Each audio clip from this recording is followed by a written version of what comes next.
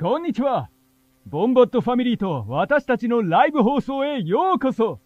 私たちはあなたの視聴とリスニングの喜びのための素晴らしいショーを持っています。今あなたのホストスコッティ・ジェイロとジェリー・ケーブルに STAY BOMBAD を楽しんで覚えておいてください。You know, might go off, or I don't know, what kind of practical jokes do you play? Well, with my new chemistry set, thanks to Brie Larson, I do like to make stink bombs. Hey, Foxy Lady, today's your birthday. Keep being Foxy, keep the sprinkles at bay. Foxy Lady! Foxy Lady! Foxy Lady! What a lady! Foxy Lady! Foxy Lady! Foxy Lady! Foxy Lady!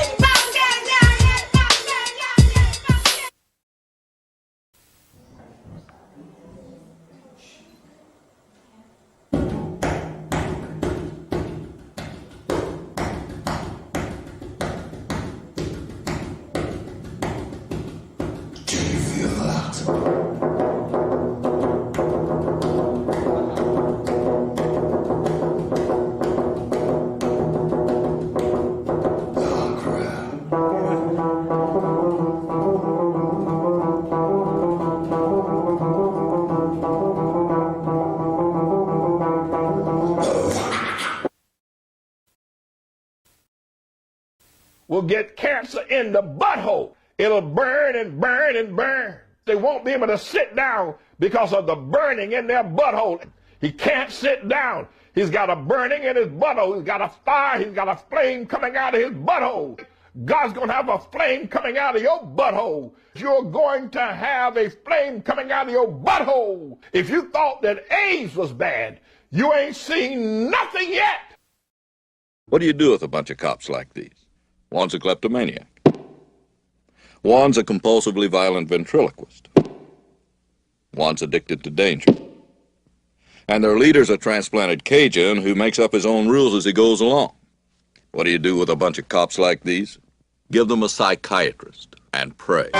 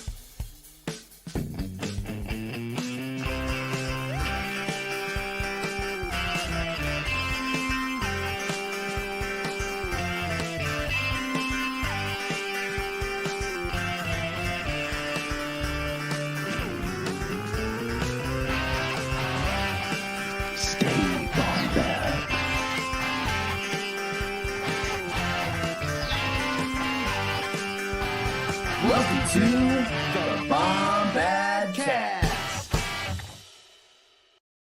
Hello, boys and fellow blossoms. I'm back, and I'm ready to get back in with my favorite community, a Bombadcast, obviously. And there's a lot of things I've been busy doing, so that's why it's been so long. Happy to have you back, Bloom. It's me, Scotty Jero, the king of the Bombad land. Just kidding. That's my boy, Jerry. Anyway, glad to be here. It's going to be a great night. We're celebrating America's 250th the only way we could. That's right, by not acknowledging our nation's history that is difficult and complicated, but honoring two amazing Americans that changed the landscape of their particular fields forever. The film to filmmaking, and of course the career, I guess the career of filmmaking, the career of acting, respectively. Changing perceptions, and of course they're two white men. How else can we celebrate here at the Bombadcast? I'm just kidding. It seems pretty bad now that I say it, but I'm not alone. I'm never alone. We're not alone. Those two would tell you that too. Bloom's never going to let us be alone. Bloom's a good person. That's why. Shout out to the chat. My boy Nathan, my boy Brian, Bloom, and the six others out there that want to spend their Thursday night with us. I can't do this alone. Obviously, there's an us. There's a collective we. There's a collective Nintendo we. The one, the only we, the one and only we, Jerry the we, Cable Junkie we.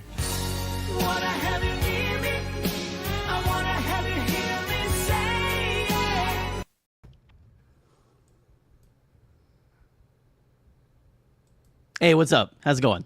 I wish you'd be like, your mic's off. Like, your mic was off the whole time. That was a good monologue. That was a good opening. I should do that more often. That was good. That was good. Very good. I miss secondhand smoke. You know what I mean? I love being around secondhand smoke. I do miss that a little bit. Yeah, great to be here. America's 250th. We did it. The semi-quan-san biennial. We put it in the can. Mm-hmm. And I'm celebrating by drinking heavily tonight. So, what's it called? What's what called? What's that drink? Alcoholism. Called? No. What's that drink in particular? Long drink. It's Finnish. What's in it? I don't know. Probably whale blubber. No, really. What's in it? Like, what is it? Is it like water? It's citrusy. It's like a citrusy, like, you don't like citrus? Well, okay, I get indigestion from citrus, especially citrus alcohol. My boy Haruto, he went and saw Trey in Chicago like a few months back, and he left me a drink, and I felt so bad, and it was fine, but I could not even. I could do like 3 sips. I'm like, that's good. And I thought he flew all the way from Japan. He's like, I'm going to bring Scotty an alcoholic beverage. And it was just, he probably paid extra to put that like on his checked bag, and it didn't explode and try like that young man. It was like a chemical. It was like chemical weapons that he brought over here. Yes, he could have. Yeah. He could have like really risked himself, but he just. I tasted. I'm like, how does that make me feel? You know, how do I feel like, this young man decided to bring me a wonderful gift, and I don't even like it. I can't even stomach. I literally can't even stomach it. Mm-hmm. You know, how disrespectful is that of me? What a jerk move, you know. But that's American pride, baby. He could have called ahead. If we don't like it, we don't take a sip of it. If a Japanese man does a generous thing for us, we push it away. That's what being American we won is World all about. War II, so that's right. And we never made them feel guilty, not once, for killing millions of Chinese or anyone else from the Pacific Asia areas. You know, Northwest? We never made them feel bad. We didn't. We just had to correct them twice with 2 different bombs. You know, we had to kind of address it. Hirohito, you know what I'm saying? Hirohito was not a good man. He was not a god emperor like you all thought he was. I went to the World War II Museum last weekend, by the way. I'm a little refreshed. I saw a lot of cool things. Starting your 40s early, I see. Yes, and I started it there. Civil War's next. Had to take 2 Advil, 2 liquid gel Advils for my feet, because I was like, oh my god, too much walking, So quick release. Man. Fast acting or long lasting? Fast acting or long lasting? What do you think? Asking me. What do you think? What do you like more, fast acting or long lasting? Fast acting. Really? I'm a long lasting kind of guy. I don't need the liquid gels. I really like Charlie XCX. So.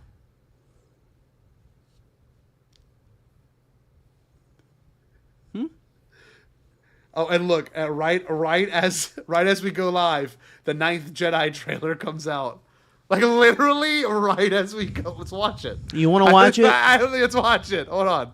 Literally right as we go live. Who gives a shit? I barely give 2 tonight. We are a Star Wars podcast. Hold on. Are we? You know, we've been told by most people we should just change our branding, and I think we should. they're They right. told us straight up to euthanize Jar Jar. That's a good point. We shouldn't listen to the people. Yeah, we shouldn't. Yeah. Here we go. You ready? just drag him out back. Oh, here's a teaser for the trailer. Hold on, the actual trailer just dropped, or it said it did. I was gonna say there was a well, there was a I know there was a teaser that came out yesterday. It says That's just dropping witness today. It says witness the Jedi in a new light. Star Wars and Visions presents an all new anime series. Streams August 5th. That's kind of nice. We've got a little bit of a thing to look forward to. August 5th. Okay. That's riveting. Let me see if I can get the looking forward trailer to that. pulled up. Here we go. Here's the trailer. It's got a Hulu font, which I kind of hate. Here we go. We're gonna watch the trailer. Why do they do that? It was like green with a lot of H's. Yeah, a little bit. Hold on. Let me share this tab instead. The ninth Jedi. Here we go. Look at this. Can y'all see this or no? Oh, hold on. There we go. Can't see shit. All There right, we this go. is it. This Oh, is it's it. Are Zuko. you ready? Yeah, let's go. It's Kari. 銀河系からジェダイもシスも消えてしまう I can't understand what he's saying. 宇宙の秩序は乱れに乱れ恐ろしき戦国の世となっていたのだ探しているのは共に銀河のために立ち上がってくれる者たちです新たなジェダイと共に戦ってくれる兵がいなければ Nice. あなたジェダイなの？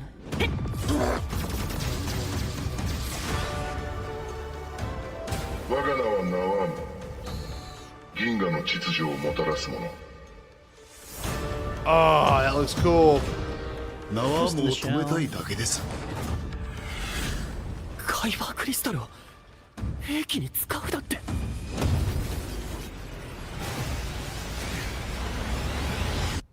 発射 Oh, okay. Another Death Star. Planet Destroyer. お前にできるわけない。これは危険な任務だぞ Ooh, a black hole. ちょいと揺れますぞい。 There we これ go. はジーマ殿が鍛えた使い手の心を映すセーバーだ Ooh, that's good. あの光。ナワームはジェダイ。ジェダイは正義のために戦ってる。フォースとやらの導きはあるか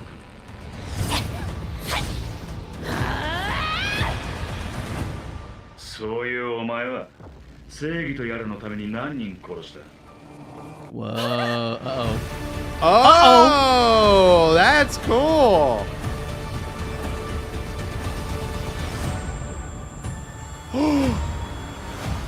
What was that color? What the Darksaber fuck? style? That was sick. Yeah, that looks really awesome. Lightsaber go blur, big dog. Wow. Woohoo! Yeah. Yeah. I'm Lightsaber go blur. Woohoo! Sorry. Honey, I'm I good. never thought of... This is my fight song, Jerry. All right, so I like this trailer. That was exciting. Let's talk Star Wars, I guess. That was exciting. I enjoyed. If we really have to. If we have okay, to, fine. I like that the bad guy has a blue lightsaber. That's fucking. That cool. was just. I was like, because Hot take. That's a whole part of this. That if you use the dark side, your lightsaber actually does turn red. Yes. Yes. And so, that's interesting. I don't know. I mean, I'm interested to see like what the angle is because that is very surprising, very cool. Yeah, very different. Like it's like I know I'm not evil in my intentions, which is like this guy is obviously going to destroy some planets, possibly. So maybe there's something really weird there, you know? Yeah, I like this. I feel like this the way it is looks. gonna bring back a lot of gray Jedi discourse. Probably. That's right, but also the best thing But- about this, the thing that makes the argument even more strong, the thing that makes this exciting to me is like the canon. You know what I mean? How like everyone's like canon this, oh, you know. But like this doesn't have to. This doesn't have to stick. My to unfortunate that, you know moniker. My unfortunate moniker that I've had for like several years now. Yeah. Oh, yeah. The canon junkie. This is a cool saber though. I like this like aluminum foil looking saber. Kind of sick. It is. I have that a little bit. It's got a little bit of that. I don't know. It gives me. I'm interested to see because I know they're probably going to play a lot with that. Different saber colors for different intentions, feelings. Yeah. I don't know. It's going to be. I think they did a really in the interesting episode. exploration. And you know you're a weeb now, so that's pretty cool. Yeah, it's fine. This is exciting for you. Do you look at this and are you like, feed me? Like, what do you? No. I look at this and go, man, I'm gonna like get way behind on One Piece. Oh, you're like my right now. cheeks are clapped. My anime cheeks are. That's what you say. I said that at least 11 times in the mirror this morning. Actually, you're just screaming. My anime cheeks are clapped. My anime help cheeks is on are the clapped. way. Yep. Look at this, man. This is crazy. I like this. I like the energy of this. Kyber crystal. I do like it. Yeah, that's a big ass kyber crystal, and like it moves on its own. I do like killer. the droid designs in this are really neat. They're so cool. They always have been. You know, you get the little tiny, whatever that little gold droid is, and then it looks like they have one of those droids from, I think it's the first one where it's like the old droid that almost looks like steampunk, like steam powered. It's like drinking tea. Yeah. Looks like they have one of those. I think it's right there. Uh-huh. It's just and look at those. I mean, even right there. It's just very. It's mixing a lot of aesthetics that I think Star Wars is inspired by. Mm-hmm. But just kind of like leaning more into some than others. So look, so this guy's got a red blade. That's cool. That's a different guy. But this guy's got a blue blade. Mm-hmm. And this is. You think this is going to explain where the Knights of Ren come from? Oh, I love the Knights of Ren. That's such a cool idea. Again, we're a Star Wars Thanks, babe. podcast. Look at that. It's a lightsaber. Yeah, I like this blue lightsaber thing. This is pretty tight. Looking forward to this. And happy 250 America. Here's a Japanese anime. You know what I'm saying? That's what we get. That's what we get. Because Lucasfilm hates Americans, you know? They want to make They really Japanese love Japan more. They love Japan, but they really like white influencers and the token black influencer as well. But they don't want white. They don't want unattractive white influencers like us. We don't fit the mold. We don't fit the mold. You know what I'm saying? Speak for yourself, man. Speak for yourself. We don't fit the mold. We're not. No. We're not eloquent enough to speak about bestie fun. You know what I'm saying? Yeah, influencer. So we shouldn't talk about Star Wars anymore. You know, you kids with your claviculars and your baby Clavicles. Gronks. Yeah, you can just listen. You keep your Star Wars. It's fine. It's yours now. There's a difference with the fall and winter ballet and the summer season of ballet. This is I didn't know. There's another conversation happening. Yeah, no, it's fine. Oh, I like this. Anthony and Bloom, you should exchange numbers. Heyo, Laserbolt, what's up? It's like where did you meet your future? Where did you meet your? I mean, tell me where you met your fiance. They're like, oh, the Bombadcast chat. You know what I'm saying? Wouldn't that be a cool story? I met them on a Star Wars pop culture podcast who uses Jar Jar Binks in their logo. And we can't put anything on TeePublic because of it. Isn't that cool? No. Isn't that awesome? We used to sell merch. Remember we used to do that? We used to recycle. No, we used to change clips and sell merch. And then it's been like we used to also be positive a little bit and stuff. And now all we do is fucking complain about shit. Have we become we're slowly becoming geeks and gamers. No, we're not. No, I'm just we're saying. not. We made We're better than that.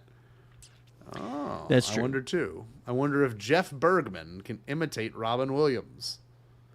Oh, apparently Maybe. Jeff Bergman can imitate Robin Williams, which is why he is the voice of the new voice of Mr. Oh, Don Rickles.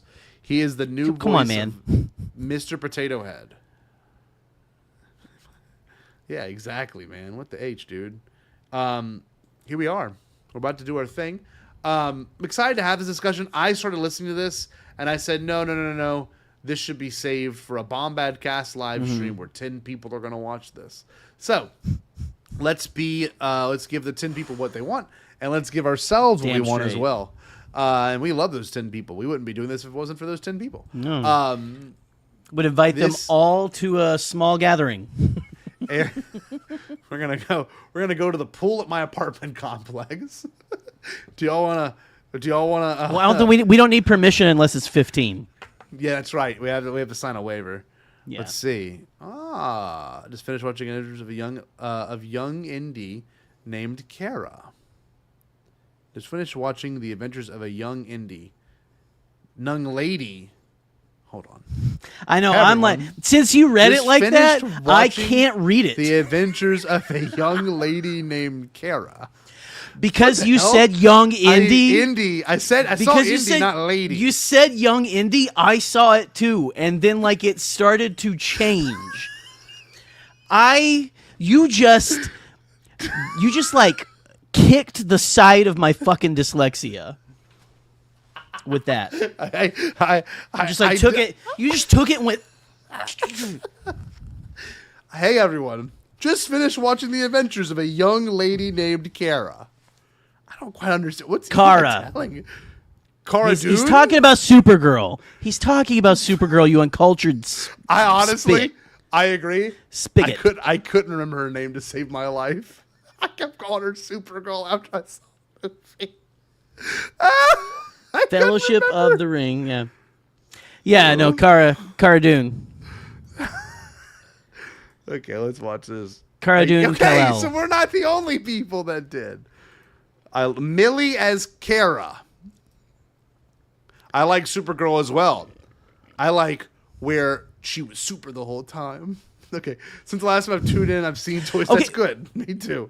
We're gonna do our summer movie reviews at some point. It's gonna be a massive episode. It's gonna be a. I was gonna say, did you see all the people who were like going crazy about that last needle drop or whatever? They were saying people like the internet was like saying like one of the last needle drops is the worst in history. What was it? It was. Do you remember you saw it? Yeah, it was the cover of In the Middle. Don't let yourself off yet. Yeah. See, I took that as that's cool. that's a James Gunn pick. I feel. Yeah, I liked that. And so I enjoyed it, but apparently it made a lot of people mad.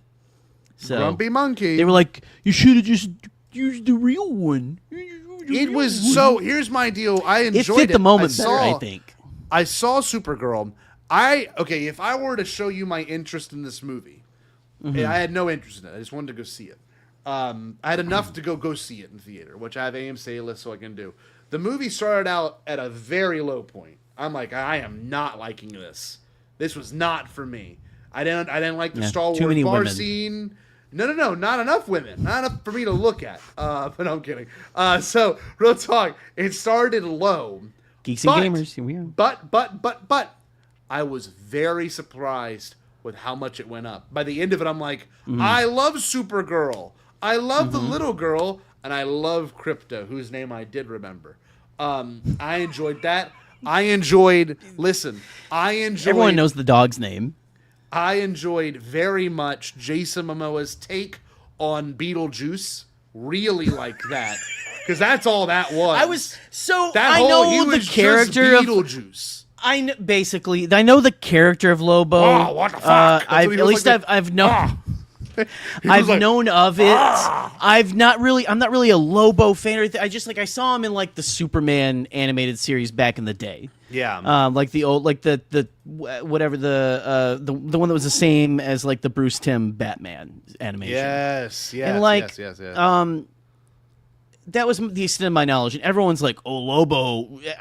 For like 20 years now, everyone's been screaming for a Lobo movie with Jason Momoa that's hard R. and shit like that. And by the way, his cigar looked fucking fake the entire time. That's my take on Lobo, which is fine. I liked Lobo. I liked the character, but I was like, oh, it's one of those characters. It's like Beetlejuice.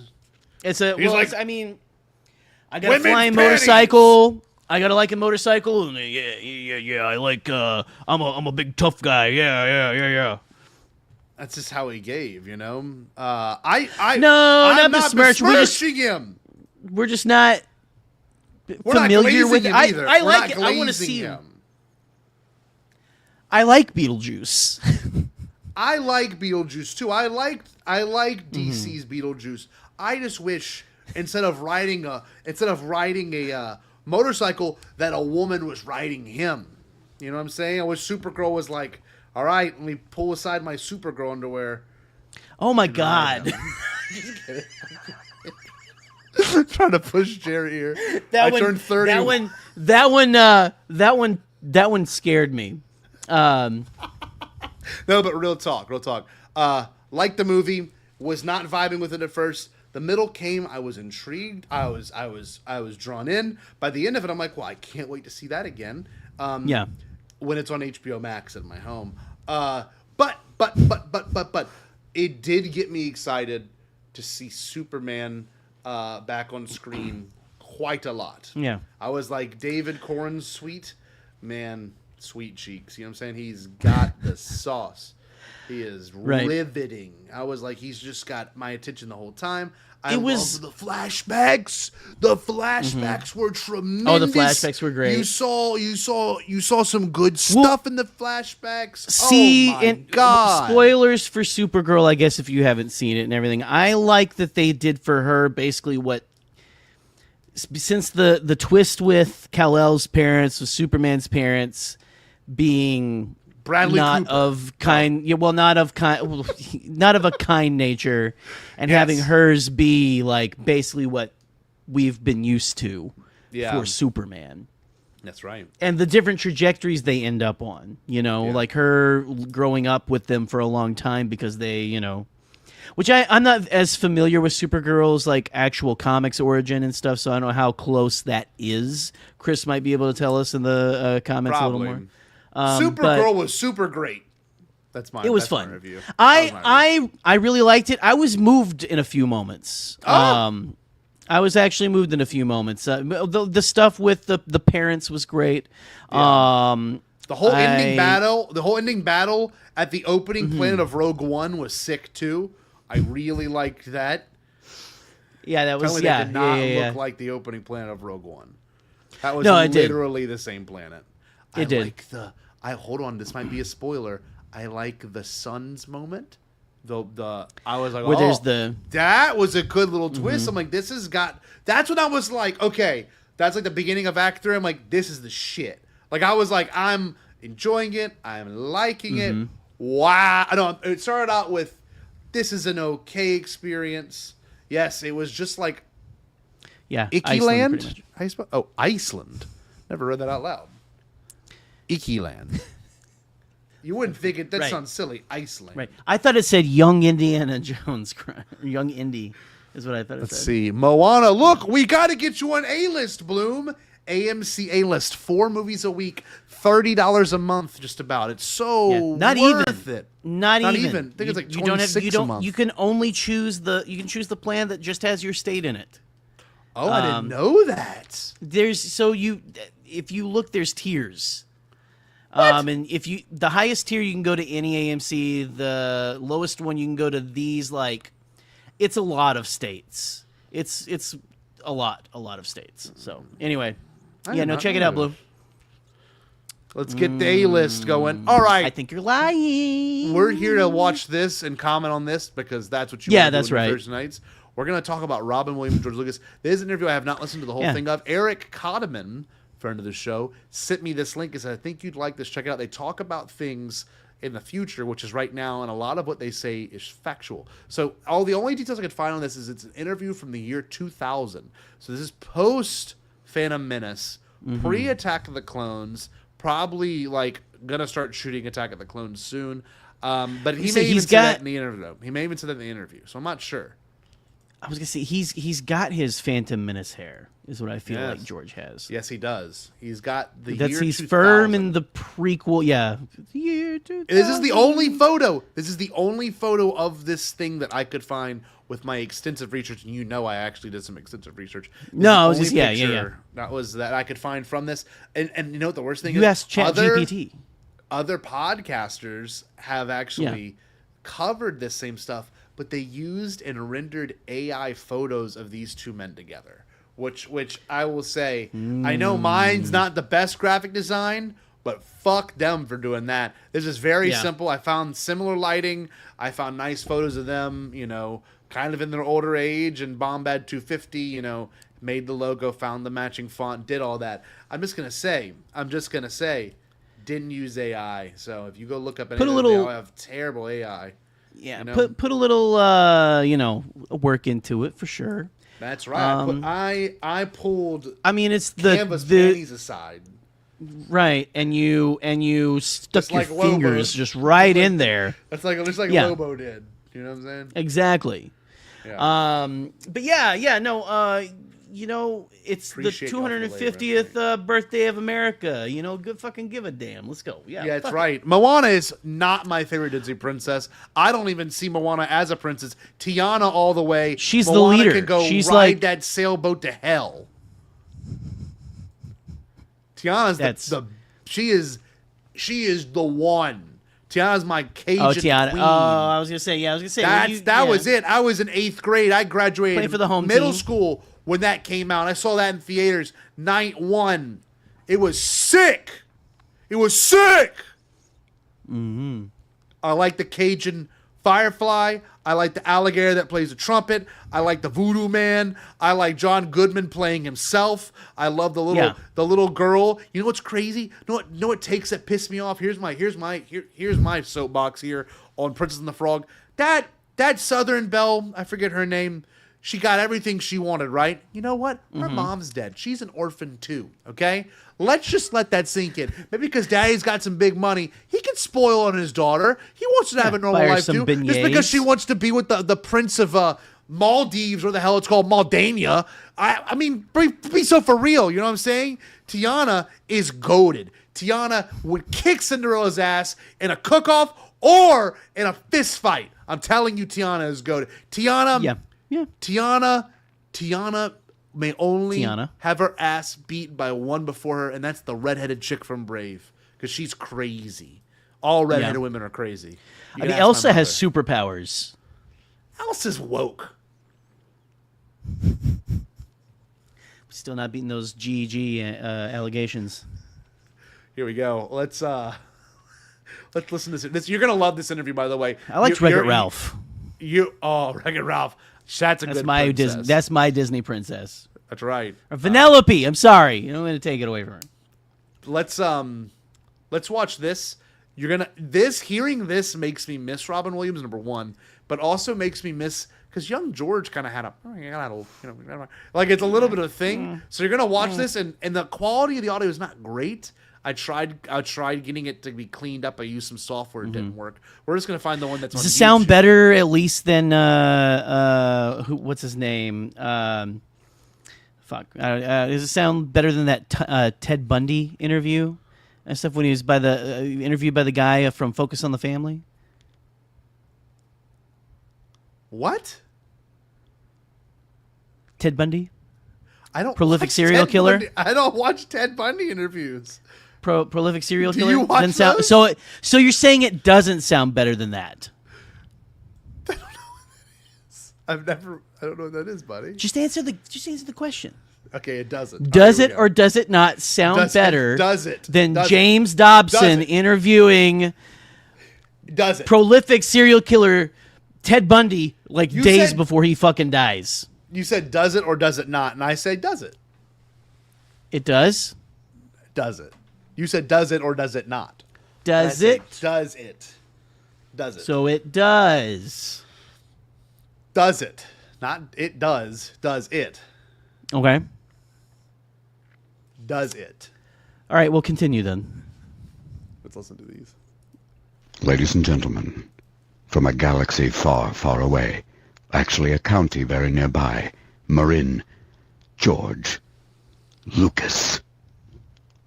Mr. Lucas, Mr. Williams, stay where you are. Please, sir. Finish the script. Yeah, it's getting to be what it is. Well, the whole It's digital... fun, though. It's ever, man. I'm enjoying it. You know, I get in there and I write, you know, and I think of all the other things I want to do.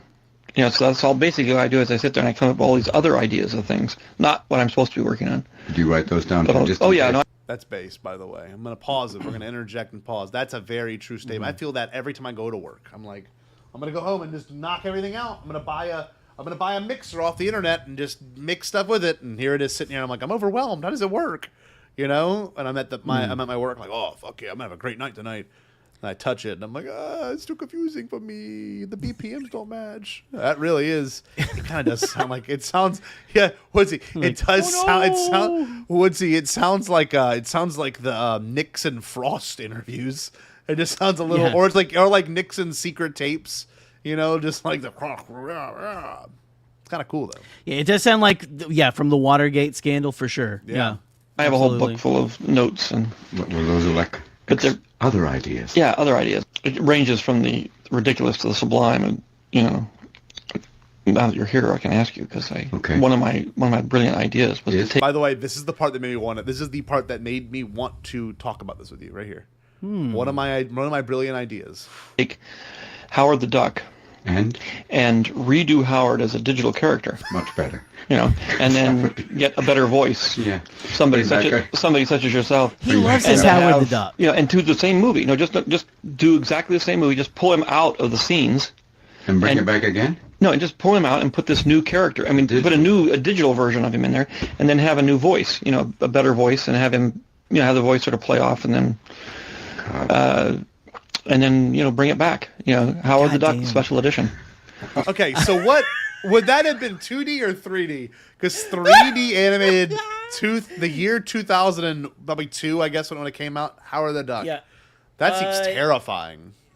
So it wouldn't be like 3D in the sense of Avatar didn't bring 3D back till like 2007. No, I mean 3D in the sense of like it would be a Jar Jar level digital, like a Jar Jar 3D Binks character. level Howard the Duck. Howard the Duck, and I was already formulating jokes about Howard the Duck Special Edition, how crazy that would fucking be. Dude, that'd but be then he amazing. just straight up says, I just want to do Howard the Duck Special Edition. What do you think he thinks of the MCU, Howard? He's got to have a take on it, right? Does he does George? He loves comics. You know, that's George's favorite shit too, probably. Like he's rewatching those episodes of What If that have Howard the Duck in them and everything. So, this is peak entertainment. I just love this. Hold on. So that was the part where I stopped there. I haven't listened past this because I knew you would love it. Laser Bolt. Do you think you call him bullshit or something? We'll find out. Sounds fake. You hated it before, you'll loathe it now.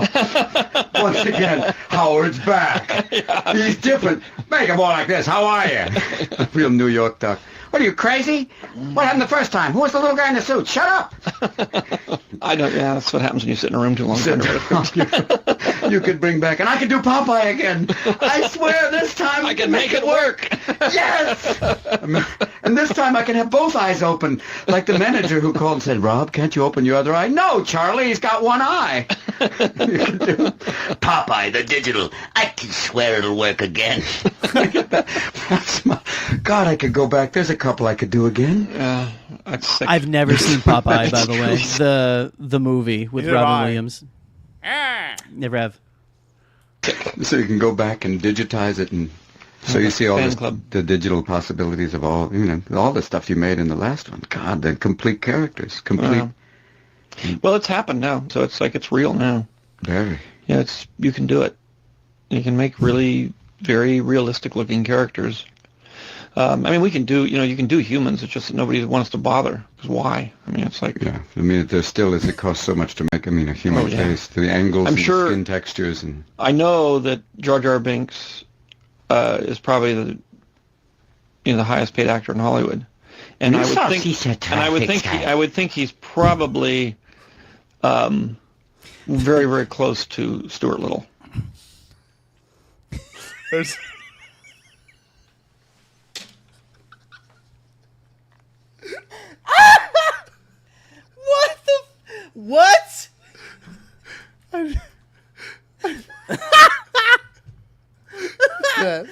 The caption being sure wrong. The validity of this can be ascertained, correct? Yes, this is a real interview. I was gonna say because now I'm starting to wonder. Stuart Little. Honestly, that sounds very George. It does. I didn't pull this from nowhere. Next to Stuart Little. I would say they're both over $20 million. Woo!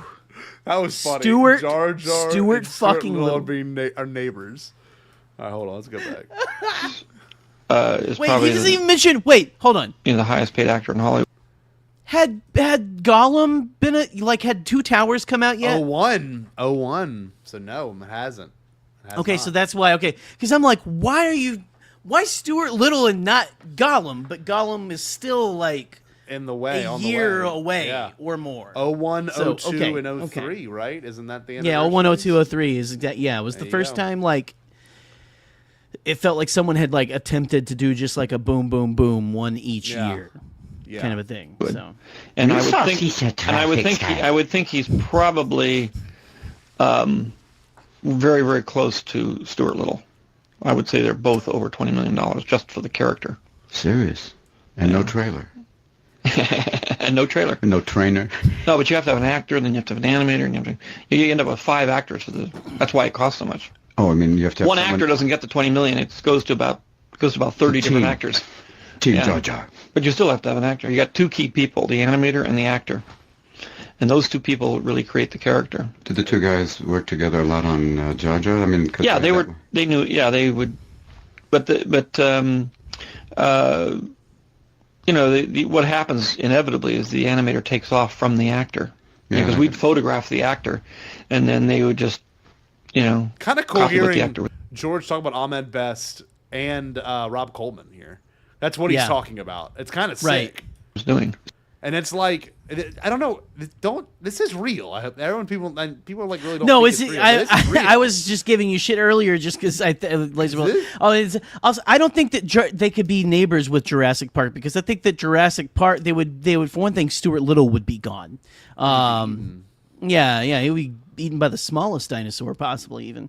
But yeah, no, I think they're talking about characters who are sentient physical beings acting in the space with the other actors. Yeah. So, Howard the Duck. So he would like Howard the Duck make the movements, and he would do all that, and then the guy would build off of that. Yeah. Did he build the vocals? I mean, would he build, once he saw the drawing or the mock-up of the character, he started building that voice? The voice was actually written in the script. Serious? Yeah. That kind of rhyming. Yeah, it's turned out to be Jamaican, but it wasn't. What's that? It isn't. Kind of addresses the accent thing now. That's interesting. I've never heard him address that. Yeah. Whoa. I've always been of the mind, at least I don't think that George intended it to be I think these are choices that were made by the voice actors playing the characters that you maybe not have aged well, Yeah. Well, Robin Williams has done voice impressions this forever, so there's some also you know what I mean, we're gonna be real, I don't know.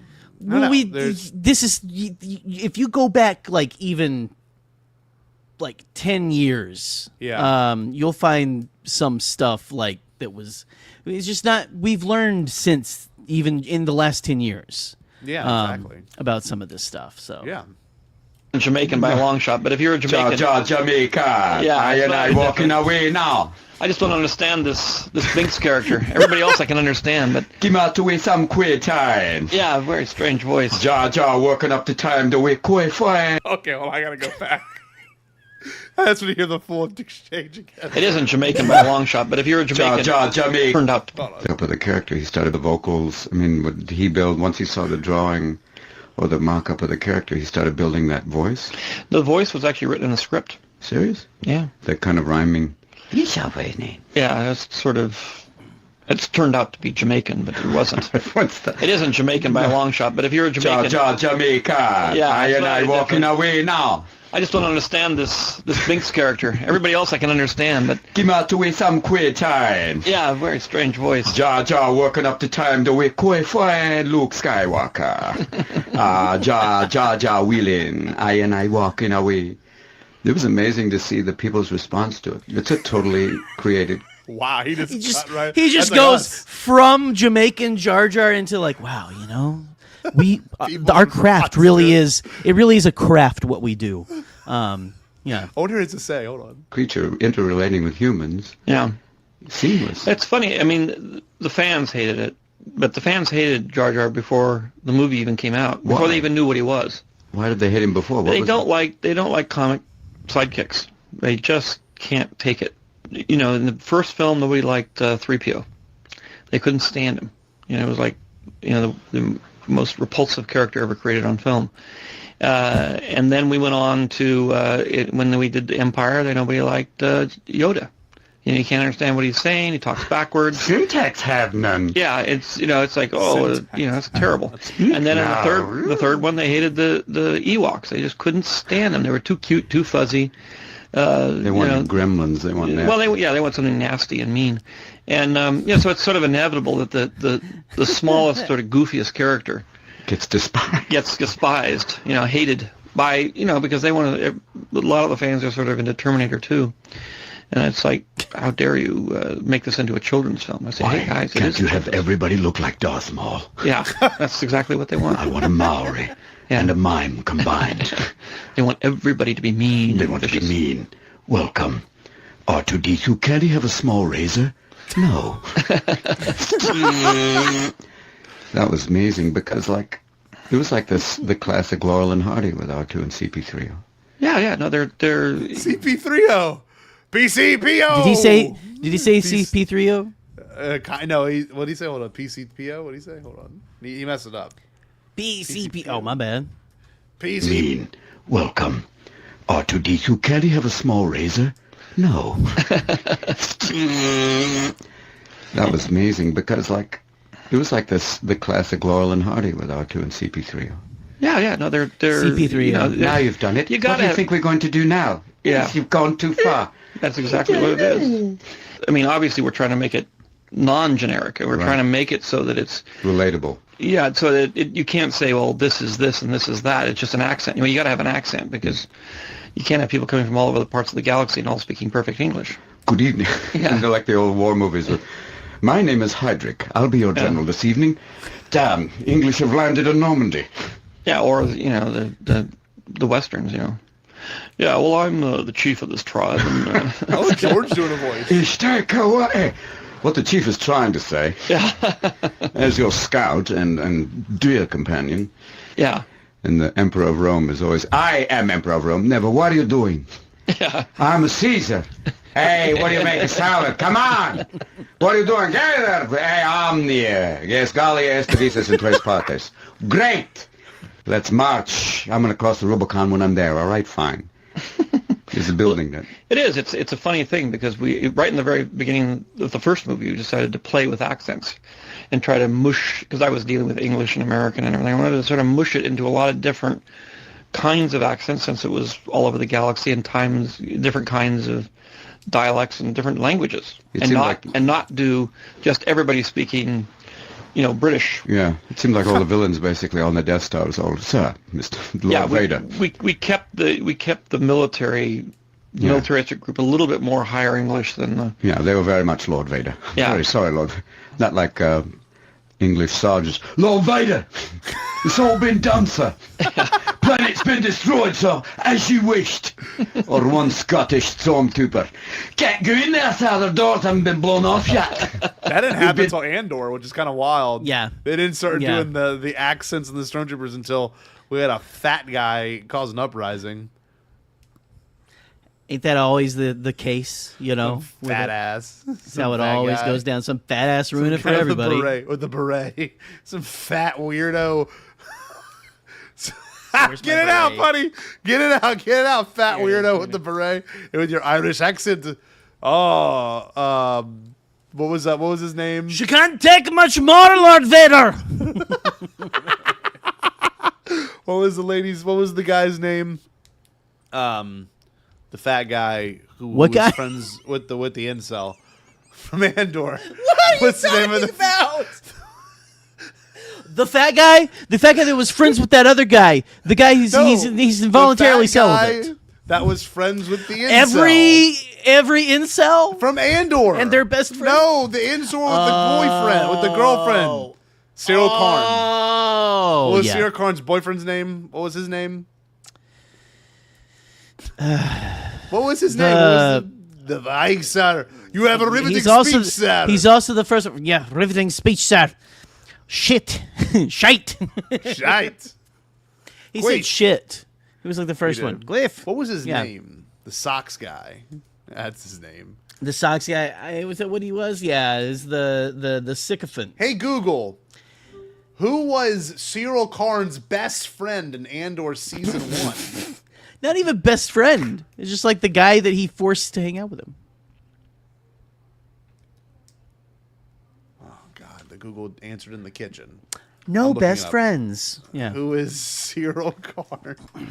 Cyril Karn's best friend in Andor. What's his name? It's not Uncle Harlow. Oh, Linus Mosk. Linus Mosk. Oh, Yes. okay. Linus Mosk. We finally got him. Andor gave He us loved some he campy loved ass- Cyril Karn. He loved did. Cyril They were- Karn. He they were would move his boyfriend and panties to girlfriend. the side and just go to town for him, sir. All right, let's. Definitely a way to go. Lord Vader! What does he say? Lord Vader to get feet clean. What? That was it blowing the wee bear. What? Blowing the wee kind of Vader fuck below. Time out the beaver. The brave hot Vader. Luke. What? Luke, do that with the farce. What? Use the farce, Luke. What? Use the farce. The farce? Farce! What with me? Great Scottish Vaders. Lord McVader. Step up. It's funny in doing that because it's like with Ewan, he is Scottish. Oh, I know. He has a very, very thick Scottish accent, and to get him to do to Alec Guinness, who's very, very English, and has a very, very English accent, it's very interesting because he actually pulls it off pretty well. Because his real accent is way different. Oh, he's got that video. He does. He sounds like Fat Bastard. That would have been good. Ah, the other dark meat. We know Georgia loves Austin Powers. He's a fat George. bastard. George is. This is my thing. Every film bro would fucking hate hanging out with George Lucas in his movie shelf. Oh yeah. That's just like, oh God, I want to go to He his house has so his bad. auteur moments, but he also has like the ITVO every episode of Jackass and Family Guy. Like he probably went and saw the new Jackass film with Jet. You know what I mean? Like isn't that awesome?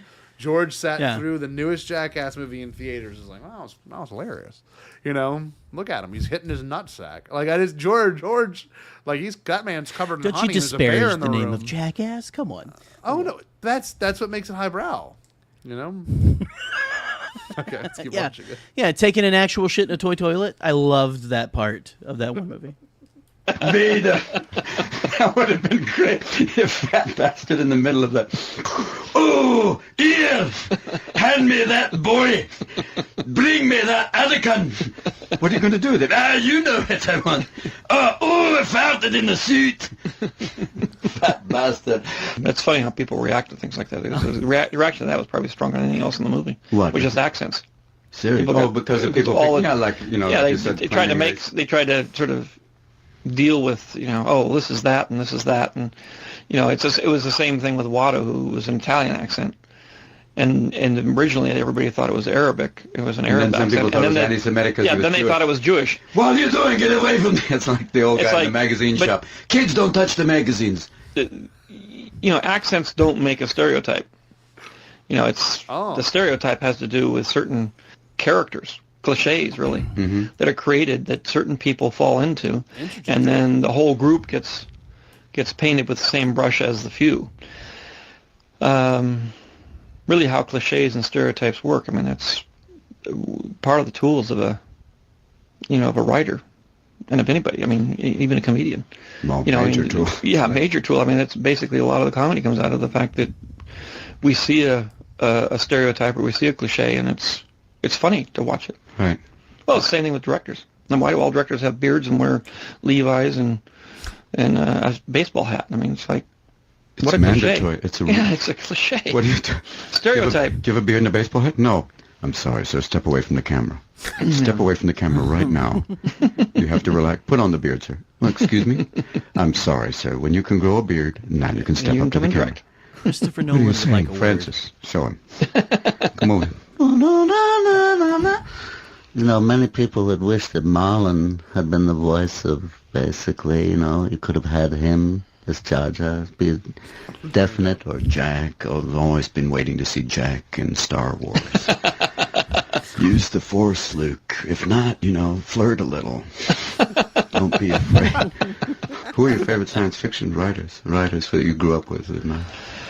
Well, I like Asimov, and I like Bradbury and Heinlein, Clark. You know, the sort of the staple of the 50s and 60s. Yeah, me too. I like the genre. I'm not a fanatic about it, actually. I'm sort of more of a fanatic about history than I am about science fiction. But I like science fiction because you can write parables. And then you can, have you can look at it in a very different way, and you can deal with it in a very different way, and it allows you to actually deal with the issues in a slightly less intense emotional context. Do you think they'll ever make Asimov's I, Robot? I mean, there's been scripts for it for years, but because it spans so far, it's such a... Yeah, I don't know. Again, it's... That's kind of cool that he brought up I, Robot, which would be made like 5 years later with Will Smith. That's pretty sick. Was it 5 years? Oh, wow. What was it, 2006 or 2005? I think it was 2005. I think it came... Let me see. I remember getting it on DVD. Was it 06? Maybe it was 06. Let me see. Hold on. I, Robot... I saw it in theaters, and I got a DVD of it. I loved that. 04! Whoa, we're both wrong. 04? I was going to say, I want to say that was right before... This is how I base time on everything before I started working at the movie theater. Oh, before, okay. Because I would have remembered that summer. You know, I feel like if that was a part of that first summer. Real quick, here we go. So, you know, George enjoyed the hell out of Minions and Monsters. I don't think we've talked about this yet, but have you heard that George apparently has a cameo in Minions and Monsters? Yes, I want to go see it for that reason. Because it's talking about the history of filmmaking. It's the only way I want to see it. Even my child doesn't want to see Minions and Monsters. No way. I want to go see it, frankly. Yeah. I heard it explores a lot of Hollywood, like folklore and culture. That's and, like, cool. They recreate like Casablanca and stuff, which is so awesome.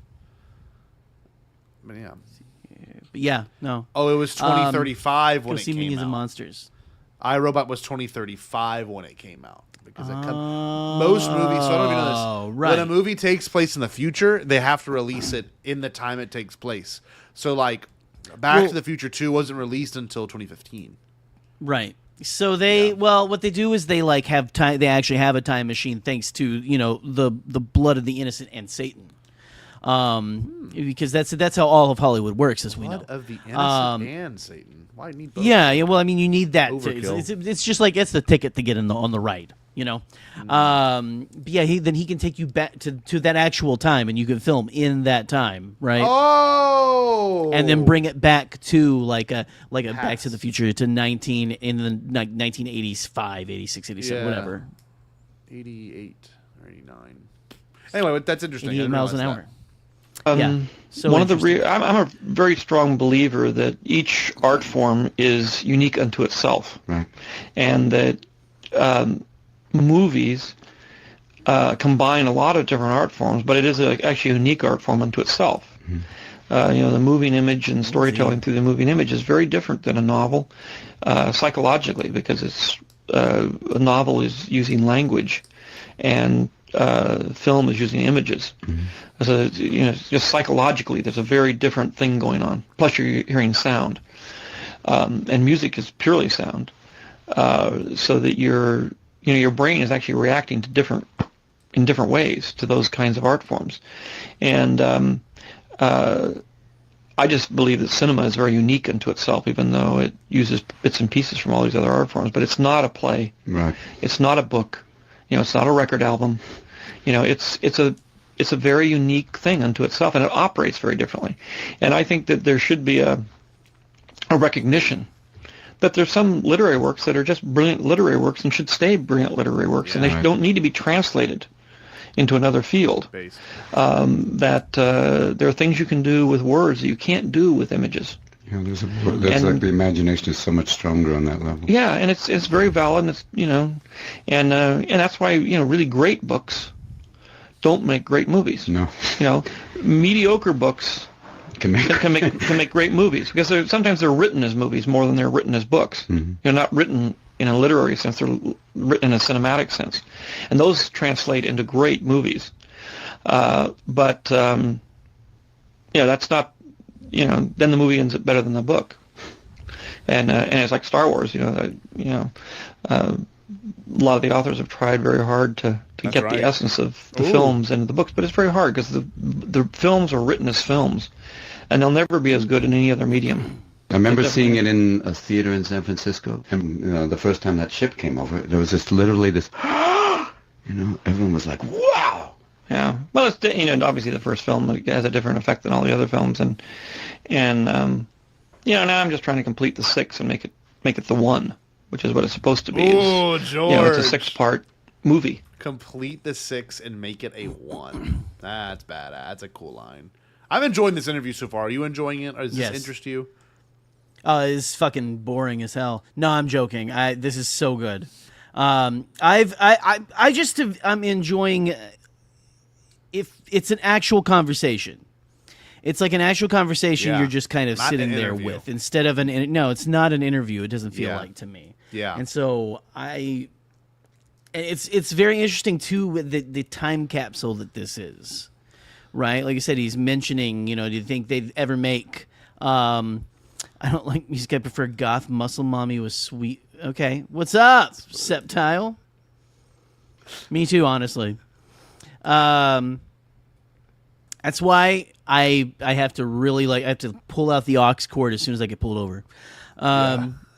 Yeah. But no, I agree.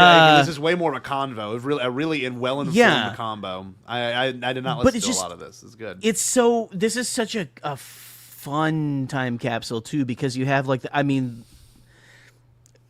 don't know how much more we have left or anything, and so but like just that, the opening talking about Jar Jar and Stuart Little in the same breath was really great. I like the commentary. The Howard the on Duck accents. Special Edition was great. Oh, the commentary on the accents, because like you said, it's not very often you really hear him, and I'd say I agree with him to a point, and so it's interesting to hear his perspective on it, because it's something that, again, I feel like I've always felt like, again, and this is my opinion on it, that he didn't intend it to be. I agree. The way it came out, the way it came across. Yeah. Personally, I think you're the same. I don't think that it's. I don't think it's like, well, you're dumb if you think it's X, Y, or Z, or you're dumb if you don't think it's X, Y, or Z. I think it's just totally valid if you think that. It is what it is. It was definitely of a time. We just don't do that anymore. No, not as much anymore. Except for Lobo. Wonder what George and Robin would think of ASMR JOI. You can ask. Hey, we can ask George still. The man loves Minions, though, so I don't know. Yeah. He might love a JOI if he's a Minions fan. We're gonna have to ask chatbot Robin Williams who's gonna end up making. Give us a chatbot Robin Williams interactive experience with Donald Trump as well. Anyway, let's get watching this. It's a large 6-part movie. You get it on your. So when you finish all 6, there'll be one showing. Yeah, there'll be a DVD box set, of the 6 movies, and sit down for the weekend. And you'll be able to watch, everything. Part 1 through 6, and while obviously each one has to work individually, otherwise I can't go on and make the next one. But ultimately, I'm thinking about it as a whole thing, not as a bunch of parts. I'm really making it for the 10-year-old or the 12-year-old who isn't born yet. God, so when do you think by that? Yes, how long will it take? Yes, George, still on that shit. 2017 celebration. He did it recently. He just did it again. The 10 or 12-year-old that wasn't even born yet. Go, it's Eli. Oh, yeah. That's Eli. That was literally Papa Eli. Papa was Eli? alive. Eli, Papa's milky. 2 more to go. 2 more to go. I start the next one in June. And then I've got, I'll be done in 2005. So I got 5 more years to do this. Wow. And that's racing, like, That's hellbent. hauling. That's a little like now working, from 9 in the morning until about 10 at night. And obviously when I start shooting, that goes from, like 6 in the morning until 10 at night. And then you're on your 18-hour days. Yeah, and so it's like, you have to go as fast as you possibly can to get these things done because there's just so much design work. And they're so complicated, in terms of, especially the animation, and they're just very, very complicated movies to put together. That doesn't make them better. It just makes them a lot more work. With the complete backgrounds, and you're doing everything now digitally. Everything has to be created. I mean, all the sets are created that way, and a lot of the characters, and I'm trying to drift away. Last time was the first chance to use digital characters, and it was very exciting and fun, and I have a lot of them in the next film, but I'm trying to now back away from that a little bit and ease myself back into humans. Welcome, Mr. Lucas. Yeah, because obviously the last 3 are mostly humans. But there's a lot of creatures too, but but there was only like they're rubber masks. There are people sitting there going wow wow wow. Yeah, that's a hard dialogue. What? Yeah. But it's a very big thrill in getting those guys to act.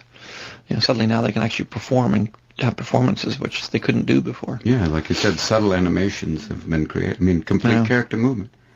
It's taken. We've finally gotten to a point where science fiction and fantasy, which really are primarily a literary genre, because it's an imagination rich storytelling device, which means you got to create things that just are not, that you only create in your imagination. You can never make them real or physical. And so science fiction movies have had a very difficult time with that, because you do at some point or another for 5 or 10 minutes have to create that reality.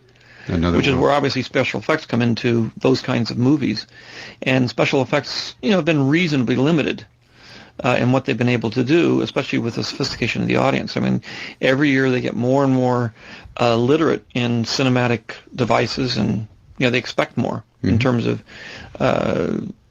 you can't deal with the crudeness that you could 50 years ago in your special effects and that sort of thing. Oh yeah, when you go back and look. Yeah, you look at it, they're what great. You tolerated was like great for what they were. I mean, amazing for what they were. But people don't expect jerky motions in animated characters anymore. They expect it to be smooth, and they expect facial expressions, and they expect it to be up to. And subtleties. They're looking for all of that now. They want it to be, as like you said, cinematically real and subtle and complex as things that they've grown used to in movies. Yeah. In live action movies. And it's really literally been in the last 5 years that's become a reality.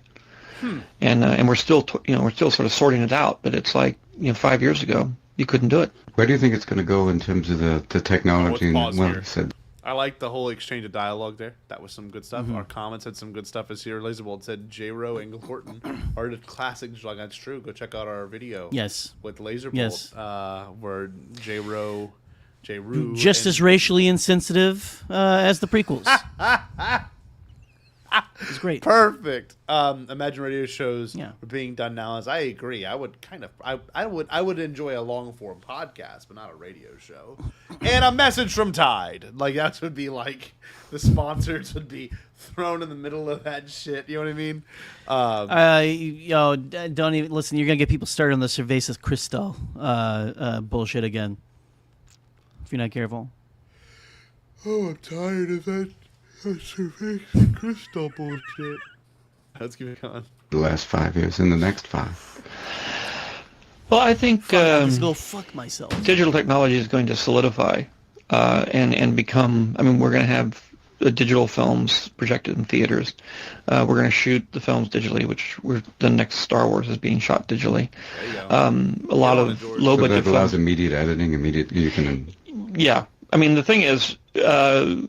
When I got involved in sort of digital editing way back 20 years ago and trying to make it all happen, and we were the only ones that were doing it. The Editoroid was like the only, non-linear digital-based system, because this was before really personal computers had come in or anything else. And it was done in order to be able to very quickly move large amounts of film around and keep track of them and put them together in ways that I was used to doing it as an editor. Once we got off the film thing of using editing machines and sprockets and everything, we could do things you couldn't even think about doing before. Yeah, immediate mix of music. Yeah, and then the next step really was in Phantom Menace. The whole film was really put into a computer. On an Avid. I mean, we put it onto the Avid, but we actually the real film itself was put into a SGI, a very high-powered machine, and some of it we shot on film, some of it we shot digitally, put it all in there, and when it came out, in 4 theaters we showed it digitally, and in the rest of the world we showed it back on film. But now so we had it edited on a digital machine. Then on Phantom Menace, we actually did all our special effects and everything on a digital machine. And then now we're going to shoot it on a digital system. And so the only part that's left really is the theater. So then the last step is a live feed, digital feed. Or put it on a disc, or you can get it there any way you want. Wow, but did you hear that? A live digital feed. That's crazy. That is what we are doing right now commercially. Like, we just pay for a software to do this. That's nuts. Legitimately just predicted all of media today. That was so... Yeah, well, maybe even the volume. Yeah, of course. They might even address that here. Let's keep with... Not to upset everyone. No. Upsetting spaghetti over a big screen. Going into the chemical process, the sort of celluloid chemical running things through a sprocket system.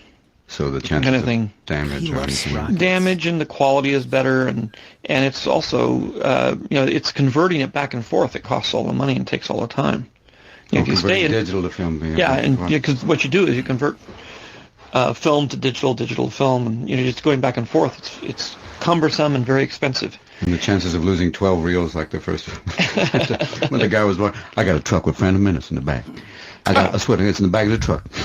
Yeah, well, that's everybody was saying, "Wow, we can't go digitally because there's no security and there's good copy and what is it? What are these cans of film? I mean, it's like the one that was missing for like. Yeah, all they have to do is be missing for about 2 or 3 hours from 12 o'clock the last showing to like 4 in the morning, and they are. There's too much money involved. It's, most in New York there was the FBI has a very small unit trying to deal with these sort of things. They caught this one guy. He was a big pirate, and he said, I used to be a drug dealer, but I discovered I can make a hell of a lot more money pirating movies than I could selling drugs, and it's a lot easier, and the dangers are a lot less. I'll tell you this, man. When you're dealing with it, I got 12 cans of film. It's so much easier. Yeah, you just have to get a hold of the film for a few hours, and then buy a lot of equipment. And you don't have to put things up your ass like you did. People, what do you put 12 cans of films up your ass? I can't smuggle that, man. That's painful. I ain't going to be a mule for 12 cans of film up my booty. Put it away. What are you doing? I swear, ow, what are you doing? One more can to go. Shut up! Digitally, 1 disc. Okay, I'll do that. So the direct link will be just the digital, and then you can encrypt it any way you want. Yeah, the issue is encryption, but that's the issue with everything. Let's face it. I mean, the future is based on encryption, and how do we deal with it? And because you can't have commerce. Wow. You can't have large something. That's literally like what our iPhones are being marketed on right now. Have you seen those ads? It's like the safest phone. I'm like, how weird. Like that's like your data is private. You know what I mean? Yeah. Just I don't know. That's like a big mark. Like Safari, search privately. I'm like, what the hell? Mm-hmm. Like, what a weird thing they have to. What have I been doing this whole time? Shit. Yeah, exactly. Yeah. Searching publicly, they'll have public records of all the. That explains those ads. Okay. Yeah. Moving panties to the side. Home right now. The next part of the interview. It's encrypted. Enigma.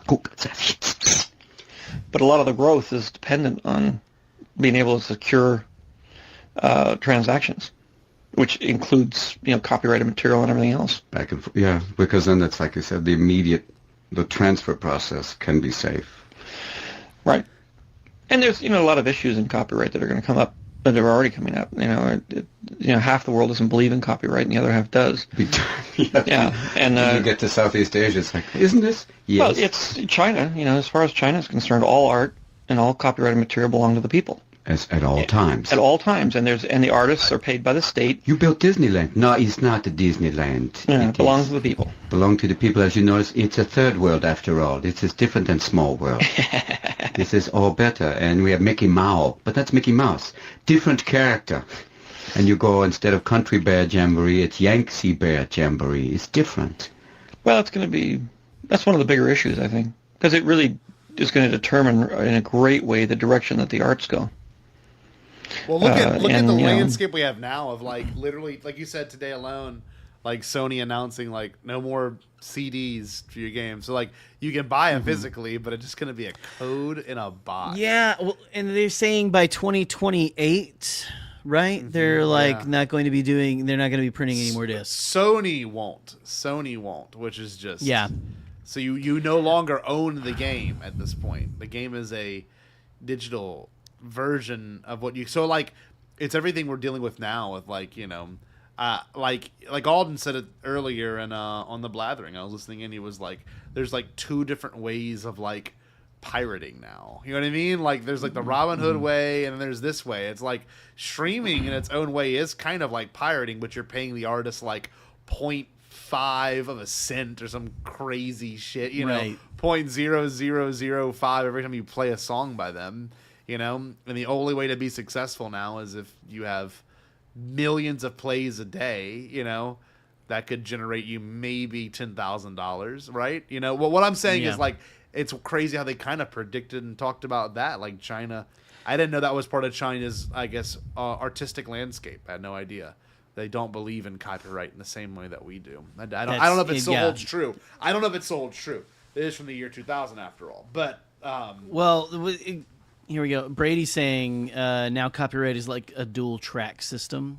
Oh, okay. What does that mean? I don't know what that means. Goes both ways. I honestly, if you can't expand on that, it's like please. That one girl I met in college. I'm bisexual. Is the young indie adventures? The copyright holders have always said we don't own what we listen to, watch, or play. The money we spend is buying a license to enjoy. That's true, which is still kind of scary. A license to enjoy. I wanna have it. So I want to enjoy. I don't want to buy a license to enjoy it. I want to just have it and enjoy it. Yeah, that's why I have a lot of music, a lot of physical albums. If for some reason streaming's all right, it's over, I'll at least have tons of MP3s and albums. Yeah. Okay. So I did not know this. Okay. Publicly owned. Okay. So this is kind of like when our copyright laws turn over, some things are public domain, unless they are Gene Autry serials, which are for some reason still very much copyright protected, and they will flag your whole channel because of it. So yeah, no, they don't like it. Yeah. They don't like it. All right. Let's keep watching this.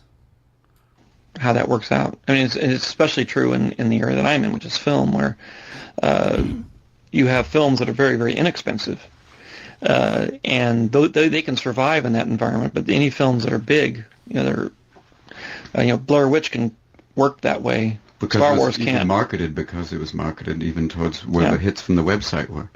But if you make a film for $50,000, if you sell it for 10 cents a shot, or do a couple of ad campaigns or something, you can probably pay for it. Mm-hmm. But if you're making a movie for $100 million, there's no way you're going to make your money back. Stakes are a little higher. Yeah, but if you want to see movies that cost $100 million to make, there has to be a methodology for getting the money back. It's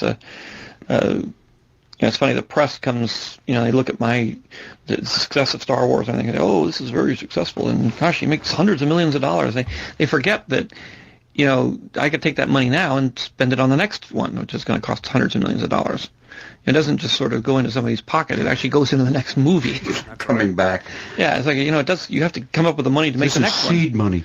Yeah, so you got to keep... You're turning it around. Turning it around and keeping going. Otherwise, you run out of money. Yeah, because of these things take so much. And it's sad, that weird thing, like you said, in between now is that whole, what used to be the whole marketing system and like what will happen to studios and all of that. That's what's kind of interesting to see if that will change, if that's, they're trying to, it's like a huge animal trying to move like a dinosaur, figuring out what do we do next. Well, if some kind of business model comes out of all this, because right now everything's up in the air. I don't think anybody's got a notion of what's going to happen. But if a business model does work itself out of this, I'm very, very confident that it's going to be accessible to everybody. Wow. And that is the biggest thing that could happen.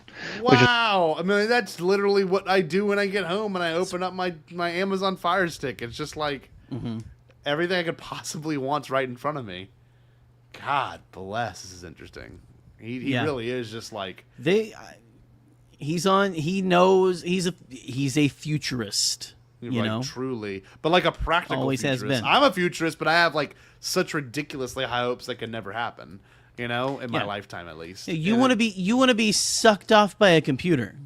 So like realistically, if I were to be a futurist right now, it would be like, okay, maybe they'll outlaw fireworks and make drone shows for like state facilitated drone shows.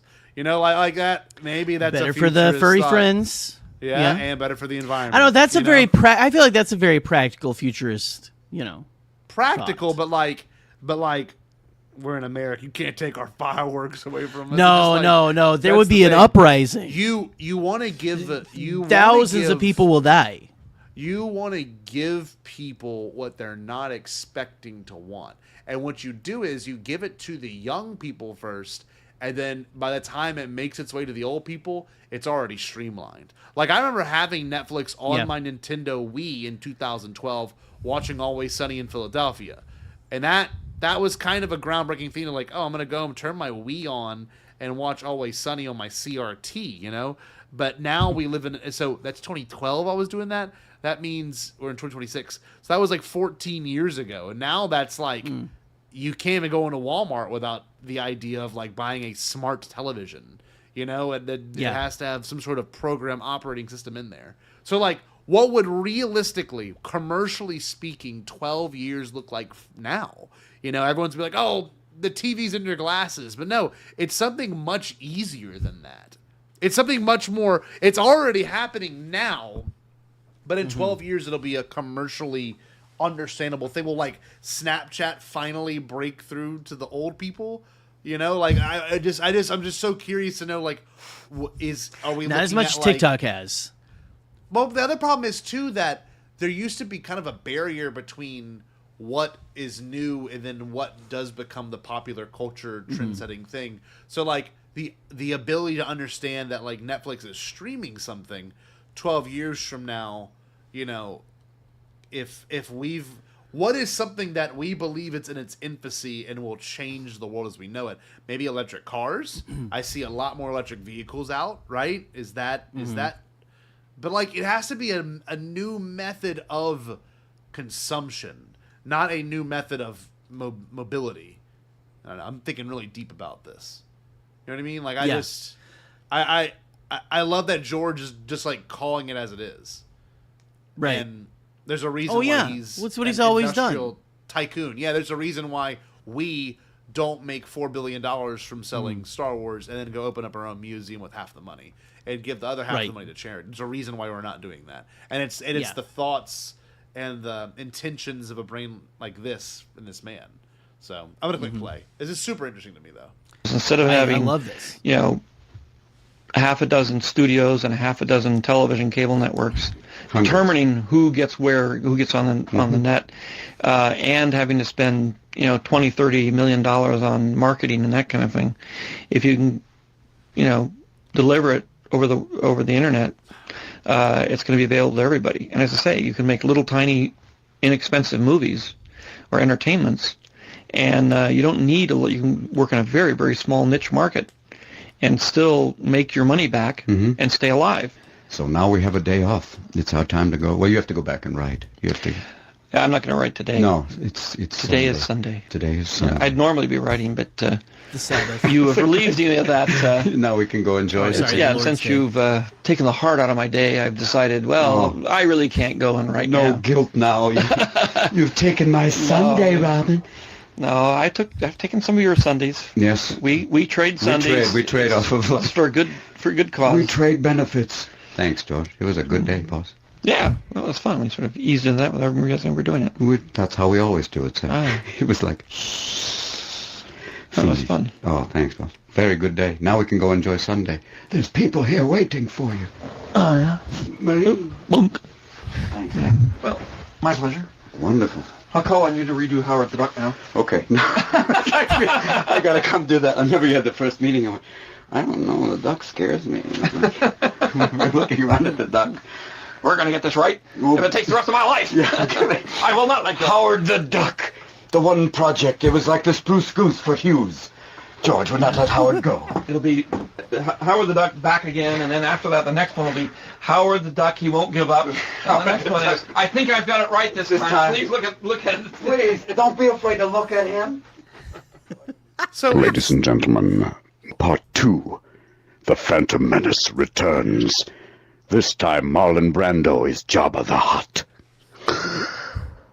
I don't think you understand that this is all about a business arrangement we had, and you never discuss the Hutt. George Lucas returns.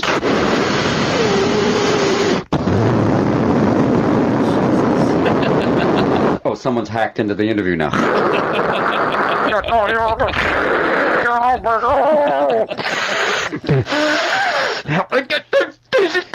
Whack this thing a lot. I'm sure you guys really love that, don't you? What is this? Is that bothering you? I keep talking. There's got to be some Italian in here. I have too many Italian friends. Let's put it that way. What are you doing? Hey, I don't know how to talk what is without that my about? Why do you like The Sopranos? That's a great fucking show. What are you doing? Hey, what is this for? Hey, for people listening at home. Hey. What is that? Step into the black car, Mr. Lucas.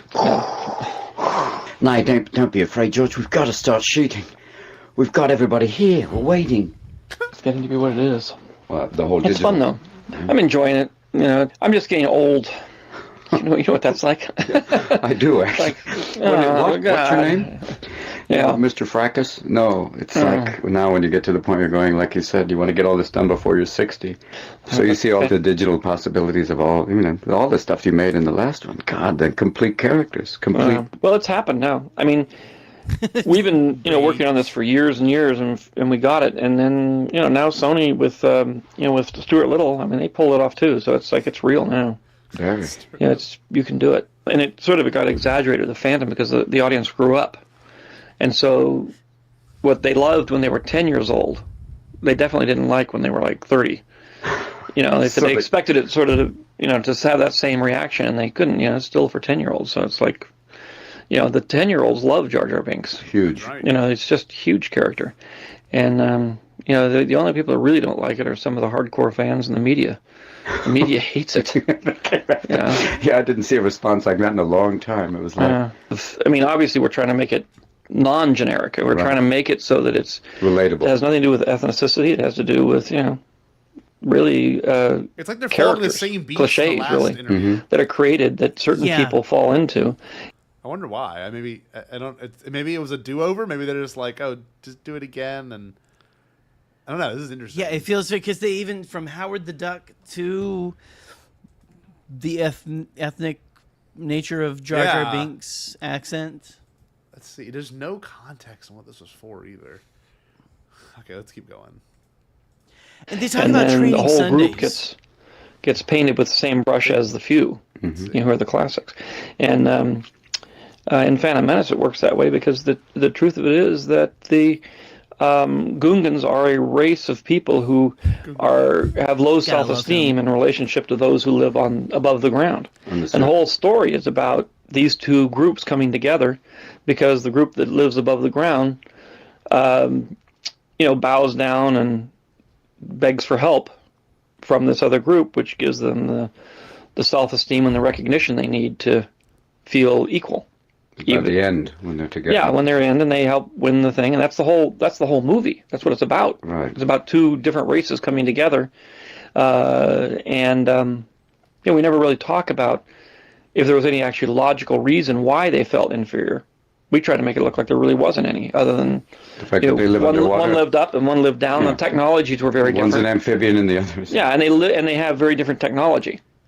Right, one can sort of go into space, the other can't, but that doesn't make one better than the other. One can sort of go through the underground world, very sufficiently, and they can use sort of plasma energy and all kinds of things that the other advanced society can't use. So we try to make them equal but different. Right. And then that's the story. But then everybody sort of picked up on all these. Picks up on it and says, "Oh well, what you've made then." Yeah. We find a layer of ethnicity, which is not even a word. Ethnicity, which is a word. Yeah, I think it was like you said, that people looking to lock onto things immediately, right off the bat. Well, they don't. Yeah, they don't really look at the story or what things are trying to. Yeah, you can hook up and create anything now. Yeah, nothing's changed. I love that. Like that's something we always talk about with our friends in media literacy of like people just see what they want to see and not see what is actually before them. That's what Force Center's whole mantra is. Like it's never about it's not about what you want. It's about what the artist is telling you. And it might not be what you want. Maybe that's the point. I mean, it's that thing, the vision that you start off with so long ago, and then now it's taken. We finally have gotten to a point where science fiction and fantasy, which really are primarily a literary genre, because it's an imagination rich storytelling device, which means you got to create things that just are not, that you only create in your imagination. You can never make them real or physical. Mm-hmm. And so science fiction movies have a very difficult time with that. I like the genre. I'm not a fanatic about it, actually. Those are the same interview. I'm sort of more of a fanatic about history than I am about science fiction. What did you see when you were in the basement? They said at Berkeley, they took you into the anthropology base. Oh, it was so much fun. What was it like? What did you see? Well, they got this huge basement down there with all of the stuff that they've collected over the years. So it's basically like the warehouse in Indiana Jones. So it's like they have everything in the basement? Yeah, it's all stored down there. I mean, they have a very little actual museum there. It's very small. But they have a lot of artifacts, and it's all down in the basement. As in what type of stuff? Oh, it's everything. They have a lot of Pacific things, but they have Greek and all kinds of antiquities. Egypt, but a lot of California, a lot of Native American things, South American. I'd say a lot of stuff from the Pacific. Samoa, Fiji. Samoan, Fiji, all over Easter Island, all that sort of thing. I want to see the outtakes from the Easter Island statue. Who are that? No, it's too small, squat. Give me longer faces. But it was fun. It was we got to go into one. It's just all over the place. It really is like an amazing treasure hunt, because they have there's cabinets and things and everything. So we looked down and it's sort of, it's like a maze, it goes all over the place. You say, oh, look over here, and we opened up this cabinet and pulled out some drawers, and there was this amazing South American, I can't even remember which country it was. I think it was Peruvian, but most amazing rings and jewelry, that were so modern. You said, wow, I mean, that could be like it was made yesterday, and here it is, 800 years old, and very sophisticated, very wonderful stuff. And you see, oh, look, it's like, and you go over somewhere else and you get to see woven baskets, or there are a lot of these little tiny miniature baskets. The tiny, like, they have little feathers on them and things. They're just little and really tight weaves. Everyone's like, like typical fandom people are like, they're like, I could listen to George read the yellow pages and I'd be happy, and I'm listening to this like, all right, move on. I've listened to too much George, and I can listen to George talk about anything. Like, here's him talking about baskets. So there's that. You know what I mean? Like, if you really mean that, then I have the perfect interview for you right here. Oh, right. Man. Yeah, look, see that? Dude, imagine if this was said next. It's gonna be full of narrative art. I think I'm gonna call it the Lucas Museum of Narrative Art. I'm gonna put a they're I'll put General Grievous wheel bike in there. You don't even know what that is yet. You don't even know what that is yet. Only about 2 inches high, and they're very, very intricate designs on them. And these are just basically the stuff that they store. And God, that's incredible to think that that's all sitting there. Yeah, and they have some, Eskimo art where there's all these little carvings, and they just make it miniature until they have these little teeny things you can barely hold in your hand. They're all carved. They're all very intricately carved. A micro fetish. It's amazing. Amazing. You just sort of look at that. And it was the mother, I think, of William Randolph Hearst that did the whole thing, and she was a very big archaeological and anthropological enthusiast. And so she sponsored a lot of expeditions and a lot of collections and things, and that's really where most of it has come from. And it was all done around the turn of the century. Oh man, that was before the turn of the century. Yeah. That's when the massive. That was the century before. It's 19th century. 19th century. Yeah. End of the 19th century. Yeah. The time. I forget. We're now in the 21st century. Yeah, the Archaeological Society was actually. It was good to join a club like that. Welcome to the Egyptologists. So we found evidence here. You have to be careful with talking about kids. I say, that was, that was last century. That was, around the turn of the last century. Look, there's me. And they say, the end of the last century. You mean 1994 or 5? Your mother and I were online. What do you mean? We used to stand in line for films. It's like, there's no websites when we were growing up. You little, come over here, you little mouse user. And you've also, like with your education foundation, you've been finding like the use. Oh, the Lucas Education Foundation. First of all, we're starting with hardware and computers, but also with the internet and software and all that for education and the connection. Right. Yeah. Well, we started out, it's funny because we started that foundation about 15 years ago and talking about the internet and being able to pull information off the internet and things like that was just foreign to everybody, and people were just putting computers in school and using them as typewriters. Yeah, basic word processors. Yeah, and it's to say no, that isn't what happens, and so we basically do a lot of research on how is the best way to use technology in school, and it has a lot of ramifications of changing the whole learning process. I agree. That I think is very, very powerful, and it's the best hope for education that I've ever seen. And that's really why I got involved in it, because it really does say the system can change and it can work, and it does work, and it's really with the power of this technology to free up the teacher to work more closely with the kids. Give them access to amazing, not just incredible information, but also access to the people who, like with that entomologist, it was just basically, he was giving them, incredible, and also access to amazing instruments that they had, that electron microscope. The thing of it is that since we brought that film out, 4 universities have started programs on the internet that any school can tap into. Serious? That's wonderful. That are just like that. So it's again, part of it is just getting the word out and getting people to understand what they want. Like online learning? Is that what you're saying? Online school, yeah. There's like, it's amazing. It's amazing. That's it right now. And how it works. This is an interesting pairing. I never have thought about them together at all. It's very good. I was in a special education in the mid-'80s, and my teacher was the first to get the Apple II. That's incredible. That's awesome. And people gather together and make it happen. Like getting people to swim. You have to say, don't be afraid. You have to we'll walk you into the water very slowly. Because I think for them, you're right. It seems like an ocean. They don't know. Well, you stand there and you I don't know how this works. But if you show them, this is the way they're doing it here. This is the way they're doing it there. These are the things that actually seem to work. And you can show it to them. People really respond. Because I think one of the biggest issues in education is that people don't really know what they want. Mm-hmm. They don't know what it is that works. And it's important for the parents and the legislators and the teachers and everybody involved in education who care about it to know what works.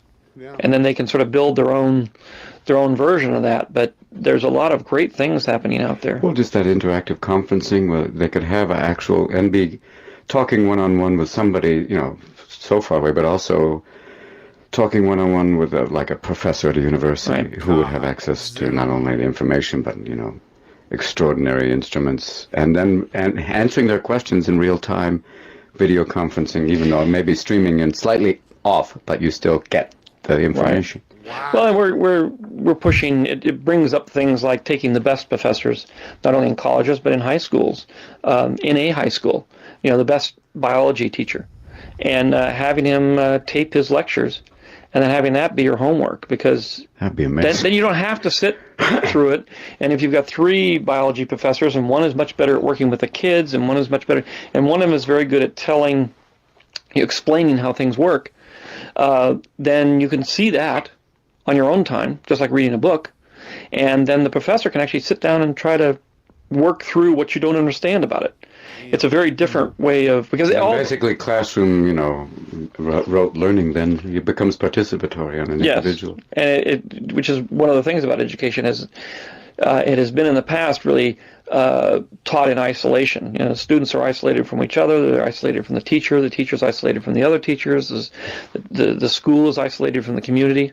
And technology helps to break that all down so that everybody's working with each other. Jesus, and it also breaks down the idea, brings up project learning and that sort of thing, because of the fact that you can simulate things on a computer, so that you're not working in the abstract. Mm-hmm. You're not doing math in the abstract or things. You actually have a project you're doing, and in the process of doing this project, you're learning these basic skills. Yeah, there goes some information. That's everything I do now. Project-based learning, STEM. That's all STEM is just being able to give a kid an assignment and have them assess what's the best way to do it. Like, all right, if you're gonna make a roller coaster out of paper cups and foam noodles and straws and super glue and all that, and you only have 5 days to do it, and you present it to the principal on Friday, it's just you gotta work together on it. You gotta see what works. You gotta troubleshoot it. You gotta perfect it. The higher the score, the better the class does. You get graded on all that.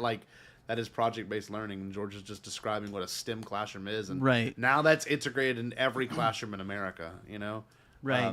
Most kids learn. Well, I like that he was also just inventing the Great Courses Plus. Yes, masterclass. Yeah. He's inventing all the online Zoom calls just in terms of just saying it out loud. Now, I agree. This would be super fascinating. Just computers and what he thought a computer was. It really works so much better, and you see the kids working with these new systems, and it's phenomenal. The enthusiasm and I know why I'm doing it. I know why I'm doing this. I know why I'm learning algebra now, because I need to do it in order to do this project I'm working on. Yeah, I need a theoretical base. Yeah. And that all works very, very well. And the idea of getting kids to work with each other is the thing you see in in that classroom that we had in one of the films, where the kids are, catching bugs and trying to understand bugs, and the 2 or 3 kids are working together, and you really get a sense of how you learn to work with other people, which is ultimately the key to success in later life. It's not how intellectually intelligent you are, it's how emotionally intelligent you are. How well do you get along with other people? How well you get them to see your point of view, or to collaborate on a thing, and to build together. Yeah, that one person will spark a stimulating thing, and one somebody will take that and build the next step. I saw that in that tape with them. It's very contrary to a lot of the system, the way it works, which is individual excellence rather than team excellence and learning to work with other people, because individual excellence only works to a point in real life. And if you're and even if you're a basketball star, you got to work with a team. Anything is going to happen otherwise. So it's very rare that you get into an occupation this one Robin's where you're more all by serious yourself. For. You're almost always dependent on a group of people to help you, or you're helping them. And that's key to it. In the end, it's how well do you work with other people, and that needs to be taught in schools. Do you think that the technology can be disseminated? To really get it out everywhere. As it becomes cheaper, like you see with all. That's the only problem I see sometimes is, like you see that, the upper end stuff is so expensive, but also just getting it out. And a lot of people now are donating, which is great, but to get it everywhere, accessible combined with the education of using it, like you said, Well, what I've focused on is finding out what works and then disseminating that information to as many people as possible. Because I figured if you know what you want, you will find a way to get it. But you really have to know what you're asking for. And what's going to inevitably happen, which does, is the richer schools get the stuff first, and they start building it. But then we photograph that and send it to everybody. So then the poorer schools can say, well, I want to have one of those too. And then they know what to demand, and if they put enough political pressure and whatnot, and scream loud enough, they'll get it too. And but if they don't know what they want, then they don't scream, and then they don't get anything. Right. Do you think that there'll be like, I mean, it's coming from the other end too, getting a lot of the kind of high-end technology companies, like Apple did it, but also other companies donating the stuff that's either, you know, not out of date, but, you know, the older models that... Well, it's, you know, part of it, there is a problem there, because giving the kids the stuff that's out of date is not helpful to them. No, because they need uptime. Because we're in a, I mean, it was a great idea in the beginning. But now when you get something that's out of date, it really doesn't work well because everything else is like so fast. The kids are learning on something that is, you know, back in the dark ages. Yeah. And that was like a year ago. What do you mean it's a 56K modem? I'm sorry. Do we have a DSL? I know, we're trying. Well, it's, you know, it's one of those funny things, which is, I got into this and started to get into a little bit of the political process because I was very concerned about universal service to schools. This was 10 years ago, before they did the Universal Telecommunications Bill.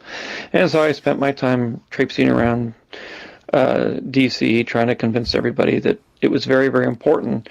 I mean, I was willing to go along with universal. What? George traipsing around D.C. And like, just like I don't know, him kind of fighting for. I you just know, I went over a there, bill to you know, pass. knocked on a few doors. I like this. This is going really. It's only got 10 minutes left, so we're gonna finish it and then we're gonna wrap up for the night. But I want to hear the rest. This is fascinating. Fantastic. No, this is great. This is awesome. I really miss Robin. It really makes me miss Robin. I do too. And yeah, same. It makes me, because now he's being super chill and insightful. You know. Yeah. Service, but I thought that it should be free. Mm-hmm. I said this is a very valuable asset for schools, and they needed to have free internet access to everything. And you know, everybody's going, you know, having a heart attack and saying you can't do that and all this kind of stuff. Yeah, and the first thing I learned is the first thing you got to do is convince them that education is important. And that it actually works. You know, and I said, gosh, if I've got to start there, if I've got to convince these guys that education you need light to see. Yeah, it's very important to our society that people be educated, because what you mean, everything depends on it. You know, in terms of the prosperity and in terms of peace, good life, everything depends on good education. And if you can't see that, then we got a lot more problems than I think, you know. Yeah, and that's right. Look at George. So, George. You know, I think corporations. I mean, corporations spend, you know, huge amounts of money training people to read and write. Mm-hmm. And if they would just give the money and try to make the school systems work, then they wouldn't have to spend that money later. Right. You know, and if they just see that they're it's an immediate thing, but it's to everybody's interest to get a good educational system, and that the country gets and industry gets and all communities get the kind of an educated employee and citizen that they want and they need.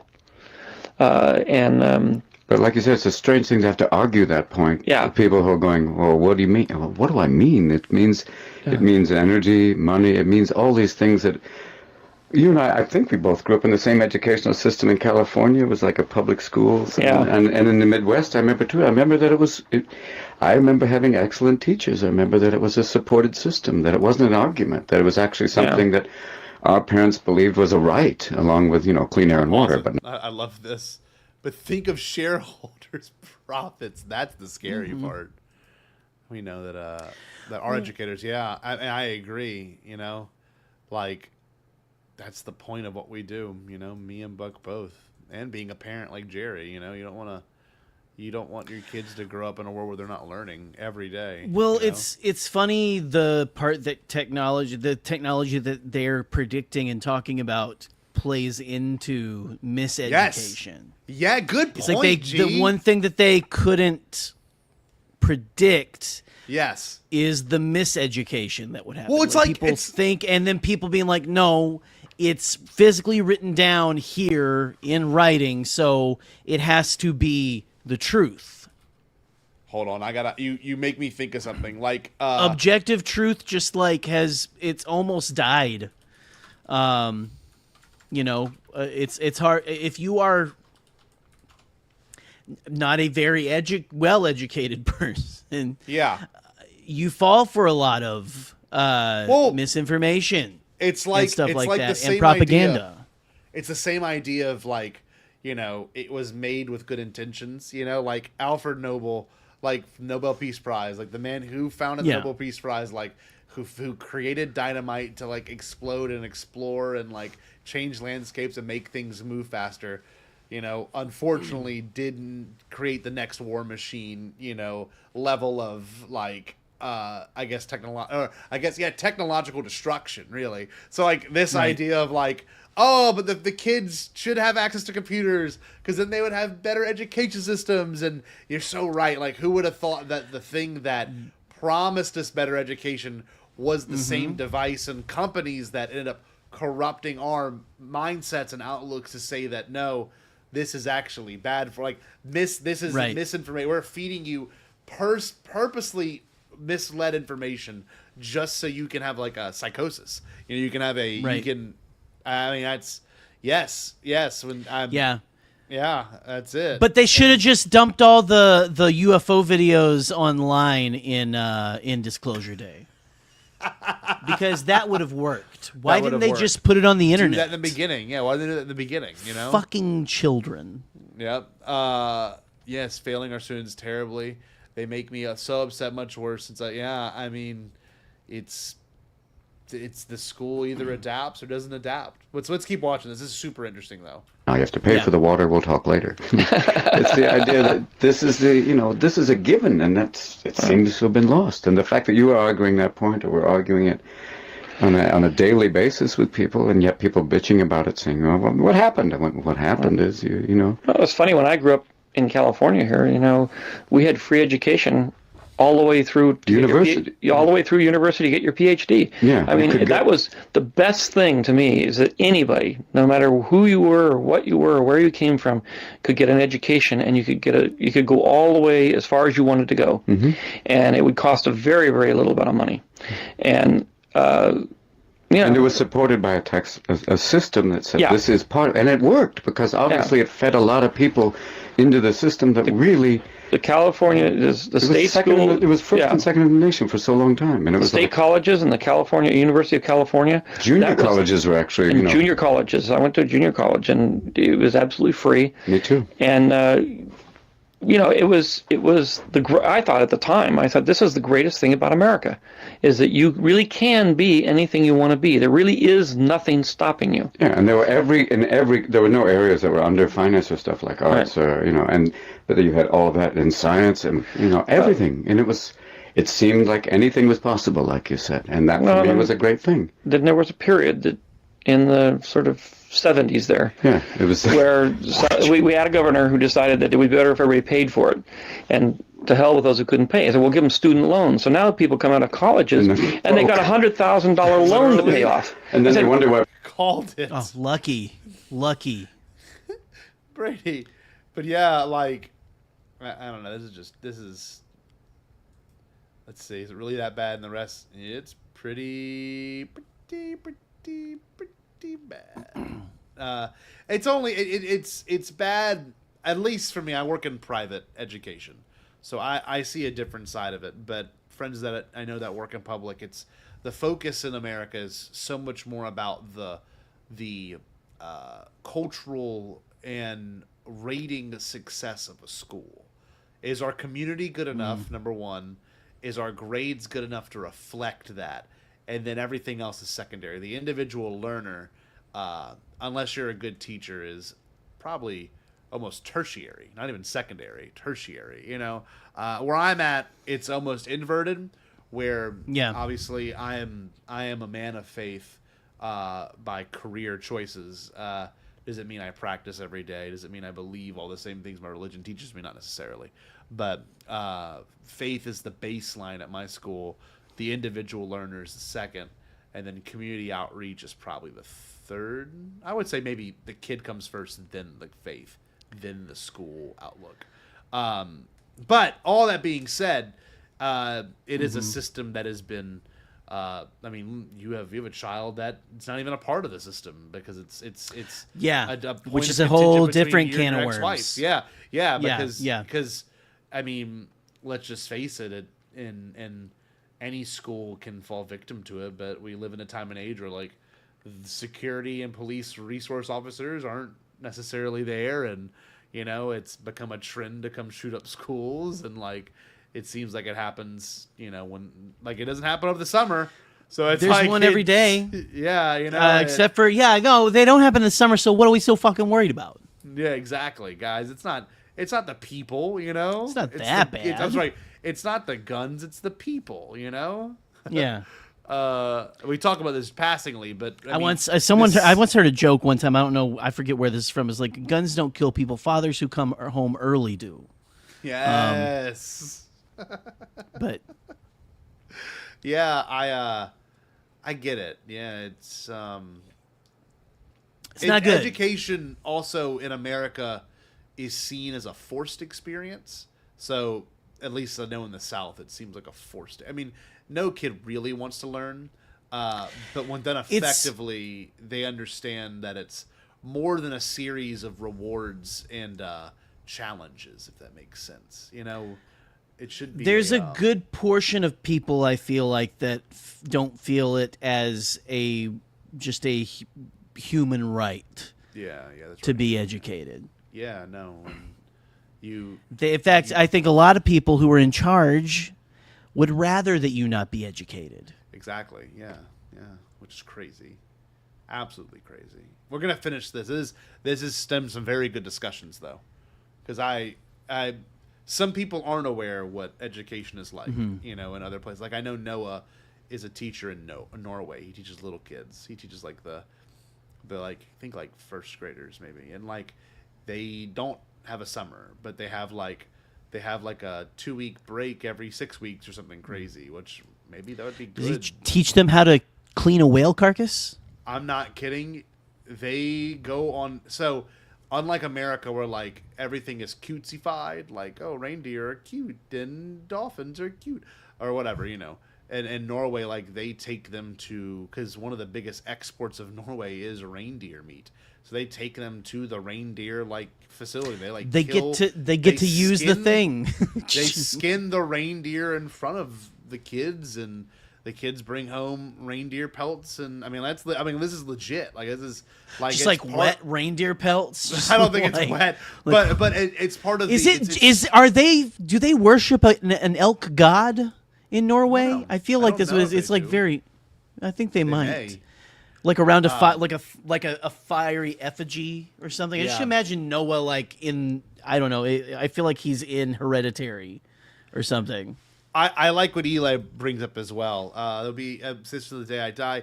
It's the grades. Being constantly judged on your educational performance is degrading to mental health and actively attending educational progress.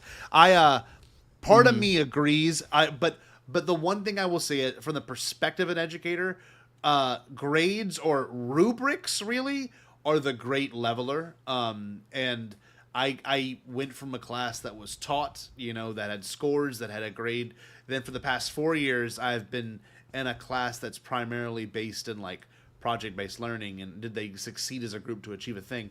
Whereas I pitched grades for those classes so every kid is held accountable. So like the kid that turns in the 5-minute long video is going to be probably rewarded grade-wise than the kid that turned in the 1-minute video or whatever it is, if whatever the parameters are set by the rubric and me as the educator and the expectations set on by the educator. Now, I do agree with Eli, grades. So I think scores are important, but I think kids having to go any award ceremony, like if you're like a B student and you make whatever that is, dean's list, not principal's list, like I think it does negatively impact some kids' outlook on what it means to be a student.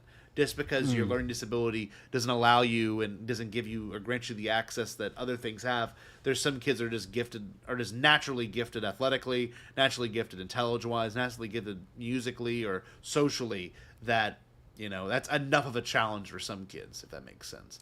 Right. I don't think grades should be taken away, but I certainly do agree that grades should be better presented. I don't know. I could talk about this as a teacher. That's fair. Constantly. Yeah. I mean, what kind of student were you? Well, see, you have to know what's that? What kind of student were you? I actually never even asked you this. Oh, not great. I was a C student. I would say, for the most part. But a lot of that is just untreated ADHD for a while. Different things like that.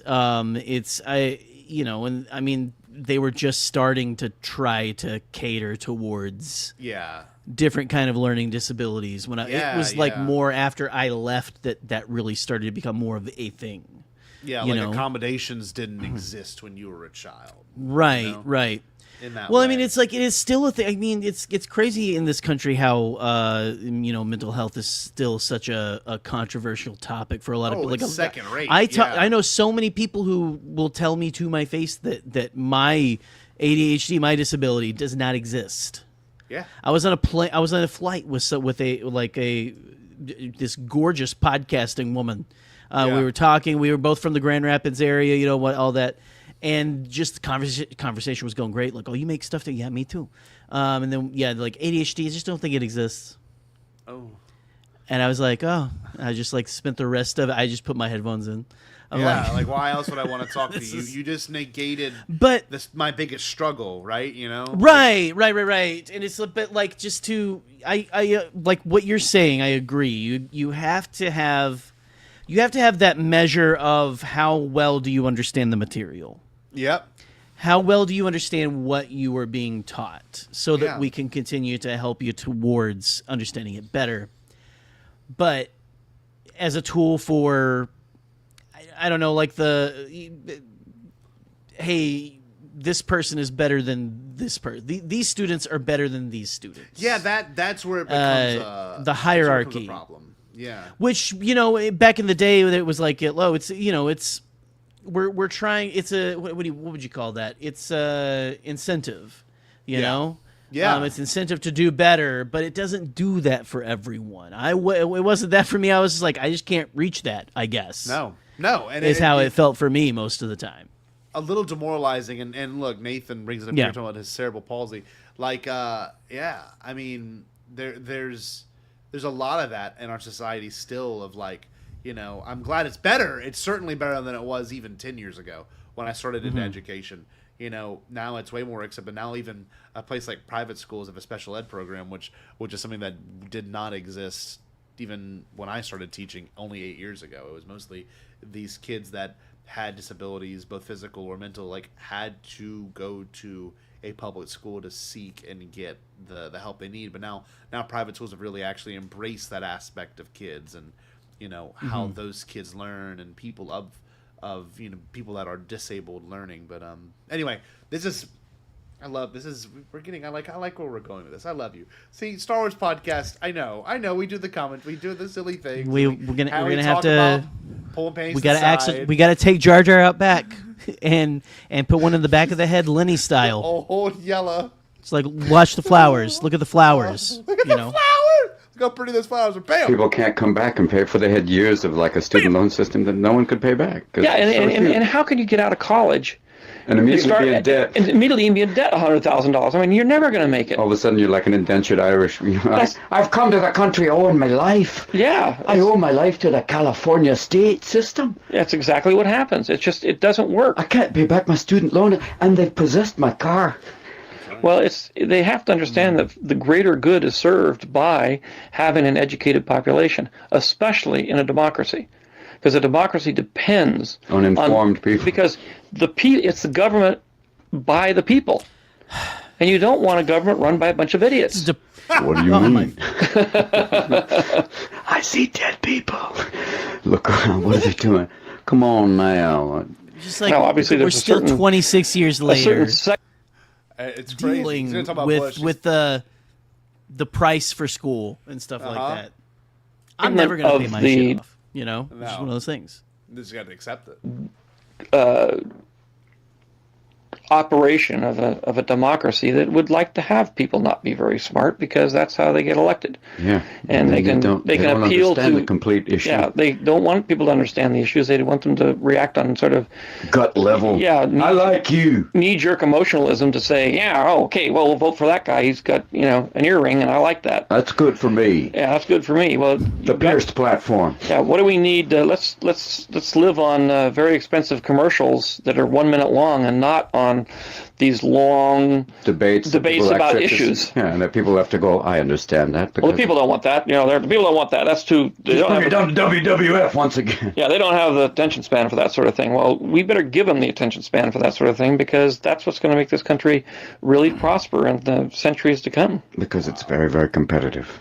Oh, yeah, and the rest of the world isn't sitting by. No. If you look at Europe and you look at Asia, they're working like crazy to catch and they're succeeding in a lot of cases. I mean, I live a lot of my life over in England, and when I moved over there, it was like 25 years ago. It was, still vaguely post-warish. Mm-hmm. The phone system was really funky. And now traffic, and just now they're way ahead of us. Yeah, France, Germany. I mean, the digital systems. The whole Europe is. And Japan, same thing. Yeah, you'll see things, and all of a sudden you feel like Forrest Gump. Mama said. Yeah. Mama said a computer's like a box of chocolates. Got to open it up slowly. Well, you go to Japan and you say, "Wow, look at that! Oh gosh, they could do that! Oh my God!" And it's all in your hand. My gosh, why don't we have these back in the United States? What's going on? You are not available. You will not understand for many years. Yeah, this is far advanced technology for many years. You one day will be part when you have achieved a level of civilization. Yeah. Or as they asked Gandhi, "What do you think of Western civilization?" He said, "I think it would be a wonderful idea." when you achieve that level, call me. When do they start construction in the Presidio? I can't wait to see Ewoks wandering around the marina. Yeah. Part of the reason I got involved, I didn't want to see developers go into that park. Mm-hmm. And I thought it would make a great digital arts center. I mean, a park that's dedicated to digital arts as, the Lincoln Center is dedicated to the performing arts. Right. And since digital arts and digital technology was basically born here in San Francisco, the first movies from Pixar. We have Al Gore online too, Al. Yeah. Did you invent the internet? I tried in my own way to invent the internet.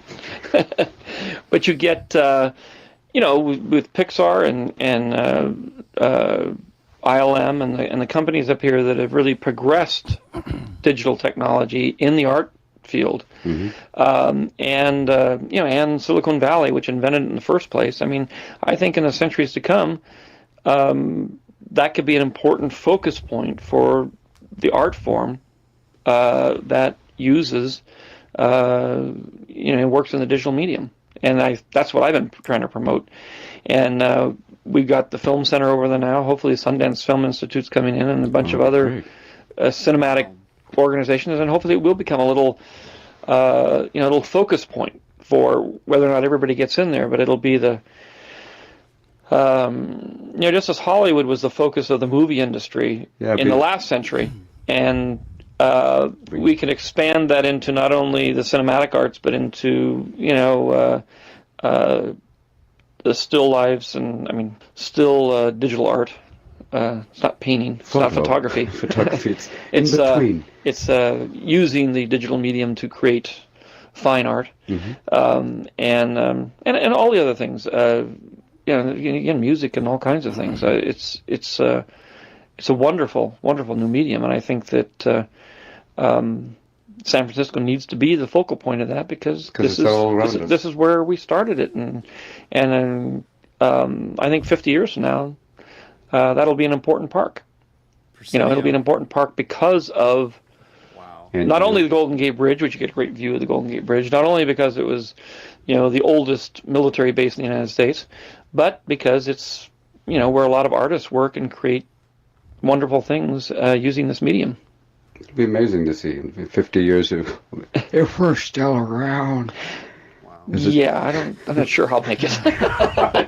You and I. Welcome to the 50th anniversary. Well, they're saying now we can live to 120. So. Yeah, I just want to know what will the quality of life be? Yeah, if I'm like, if I sound like Stephen Hawking's outtakes. Is it not good to be here? Sounds always like a Pakistani cab driver. Is it not well that the universe is enveloped?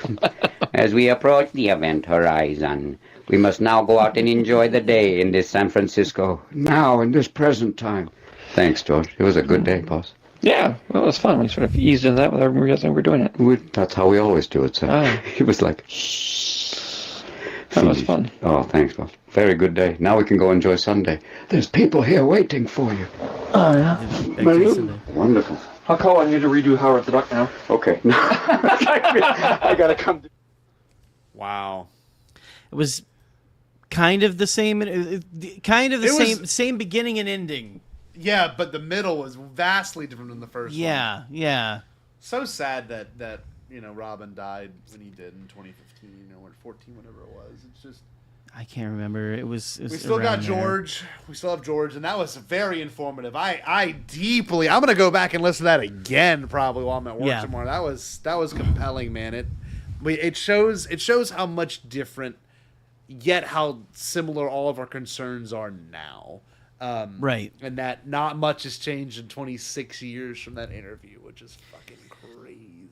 I mean, it has and it hasn't. It's in fact they've unfortunately predicted the bullshit you say, like you don't have idiots running your country, or and talking about, I mean, like how student loans and stuff haven't gone anywhere in 26 years. Yeah. Part of it, man. That's a word. I'm glad we could do this. We've got nothing locked in for next week. I'm sure there'll be a stream. No, but we haven't. We're summer vibes right now here at the Bombadcast. We are summer vibes. We're summer vibes. Chill. We're future vibes. There's still just real quick. There could still be a good future. I think there could be a good future. I think there will be. China has invented a toilet that will come to you, like a Roomba. Is that a but real it's just thing? for pee. Yeah, it is a real thing. Actually, it's like it's supposed to be for like elderly people and people who are like dying and stuff. It's supposed to come to you and everything. Cool. So we're almost there, guys. Almost there. The toilets will come to you. I think we are, in a weird way, living in a very cool future that they were imagining then. I mean, like the fact they were talking about streaming services and education is now and mass streaming, like what we're doing with our 10 people watching right now. There is an air of, well, we did manifest this future. Now, when I go and sit in the toilet and I scroll my phone and I get caught in a death spiral of depression, like sending videos, and my poop goes from being a poop to an existential crisis, that is where we're in a state of well, this is kind of fucked. Shit. You know, there's a shit joke in there. Yeah. And then exactly. But what if the toilet came to you? So then you. Well, like it's so weird to think. You can go prepare your dinner while shitting. It'd be great. Like that Toy Story in '95. Like, this is only 5 years after that, and like the commentary on the first Toy Story is really very simple. Like, it's a buddy cop kind of like drama. Who can outwit the other? Oh no, it's so much bigger than that. You're just a toy. But you're more than that. You're a friend. You're a companion. But you can't actually fly. It's so existential.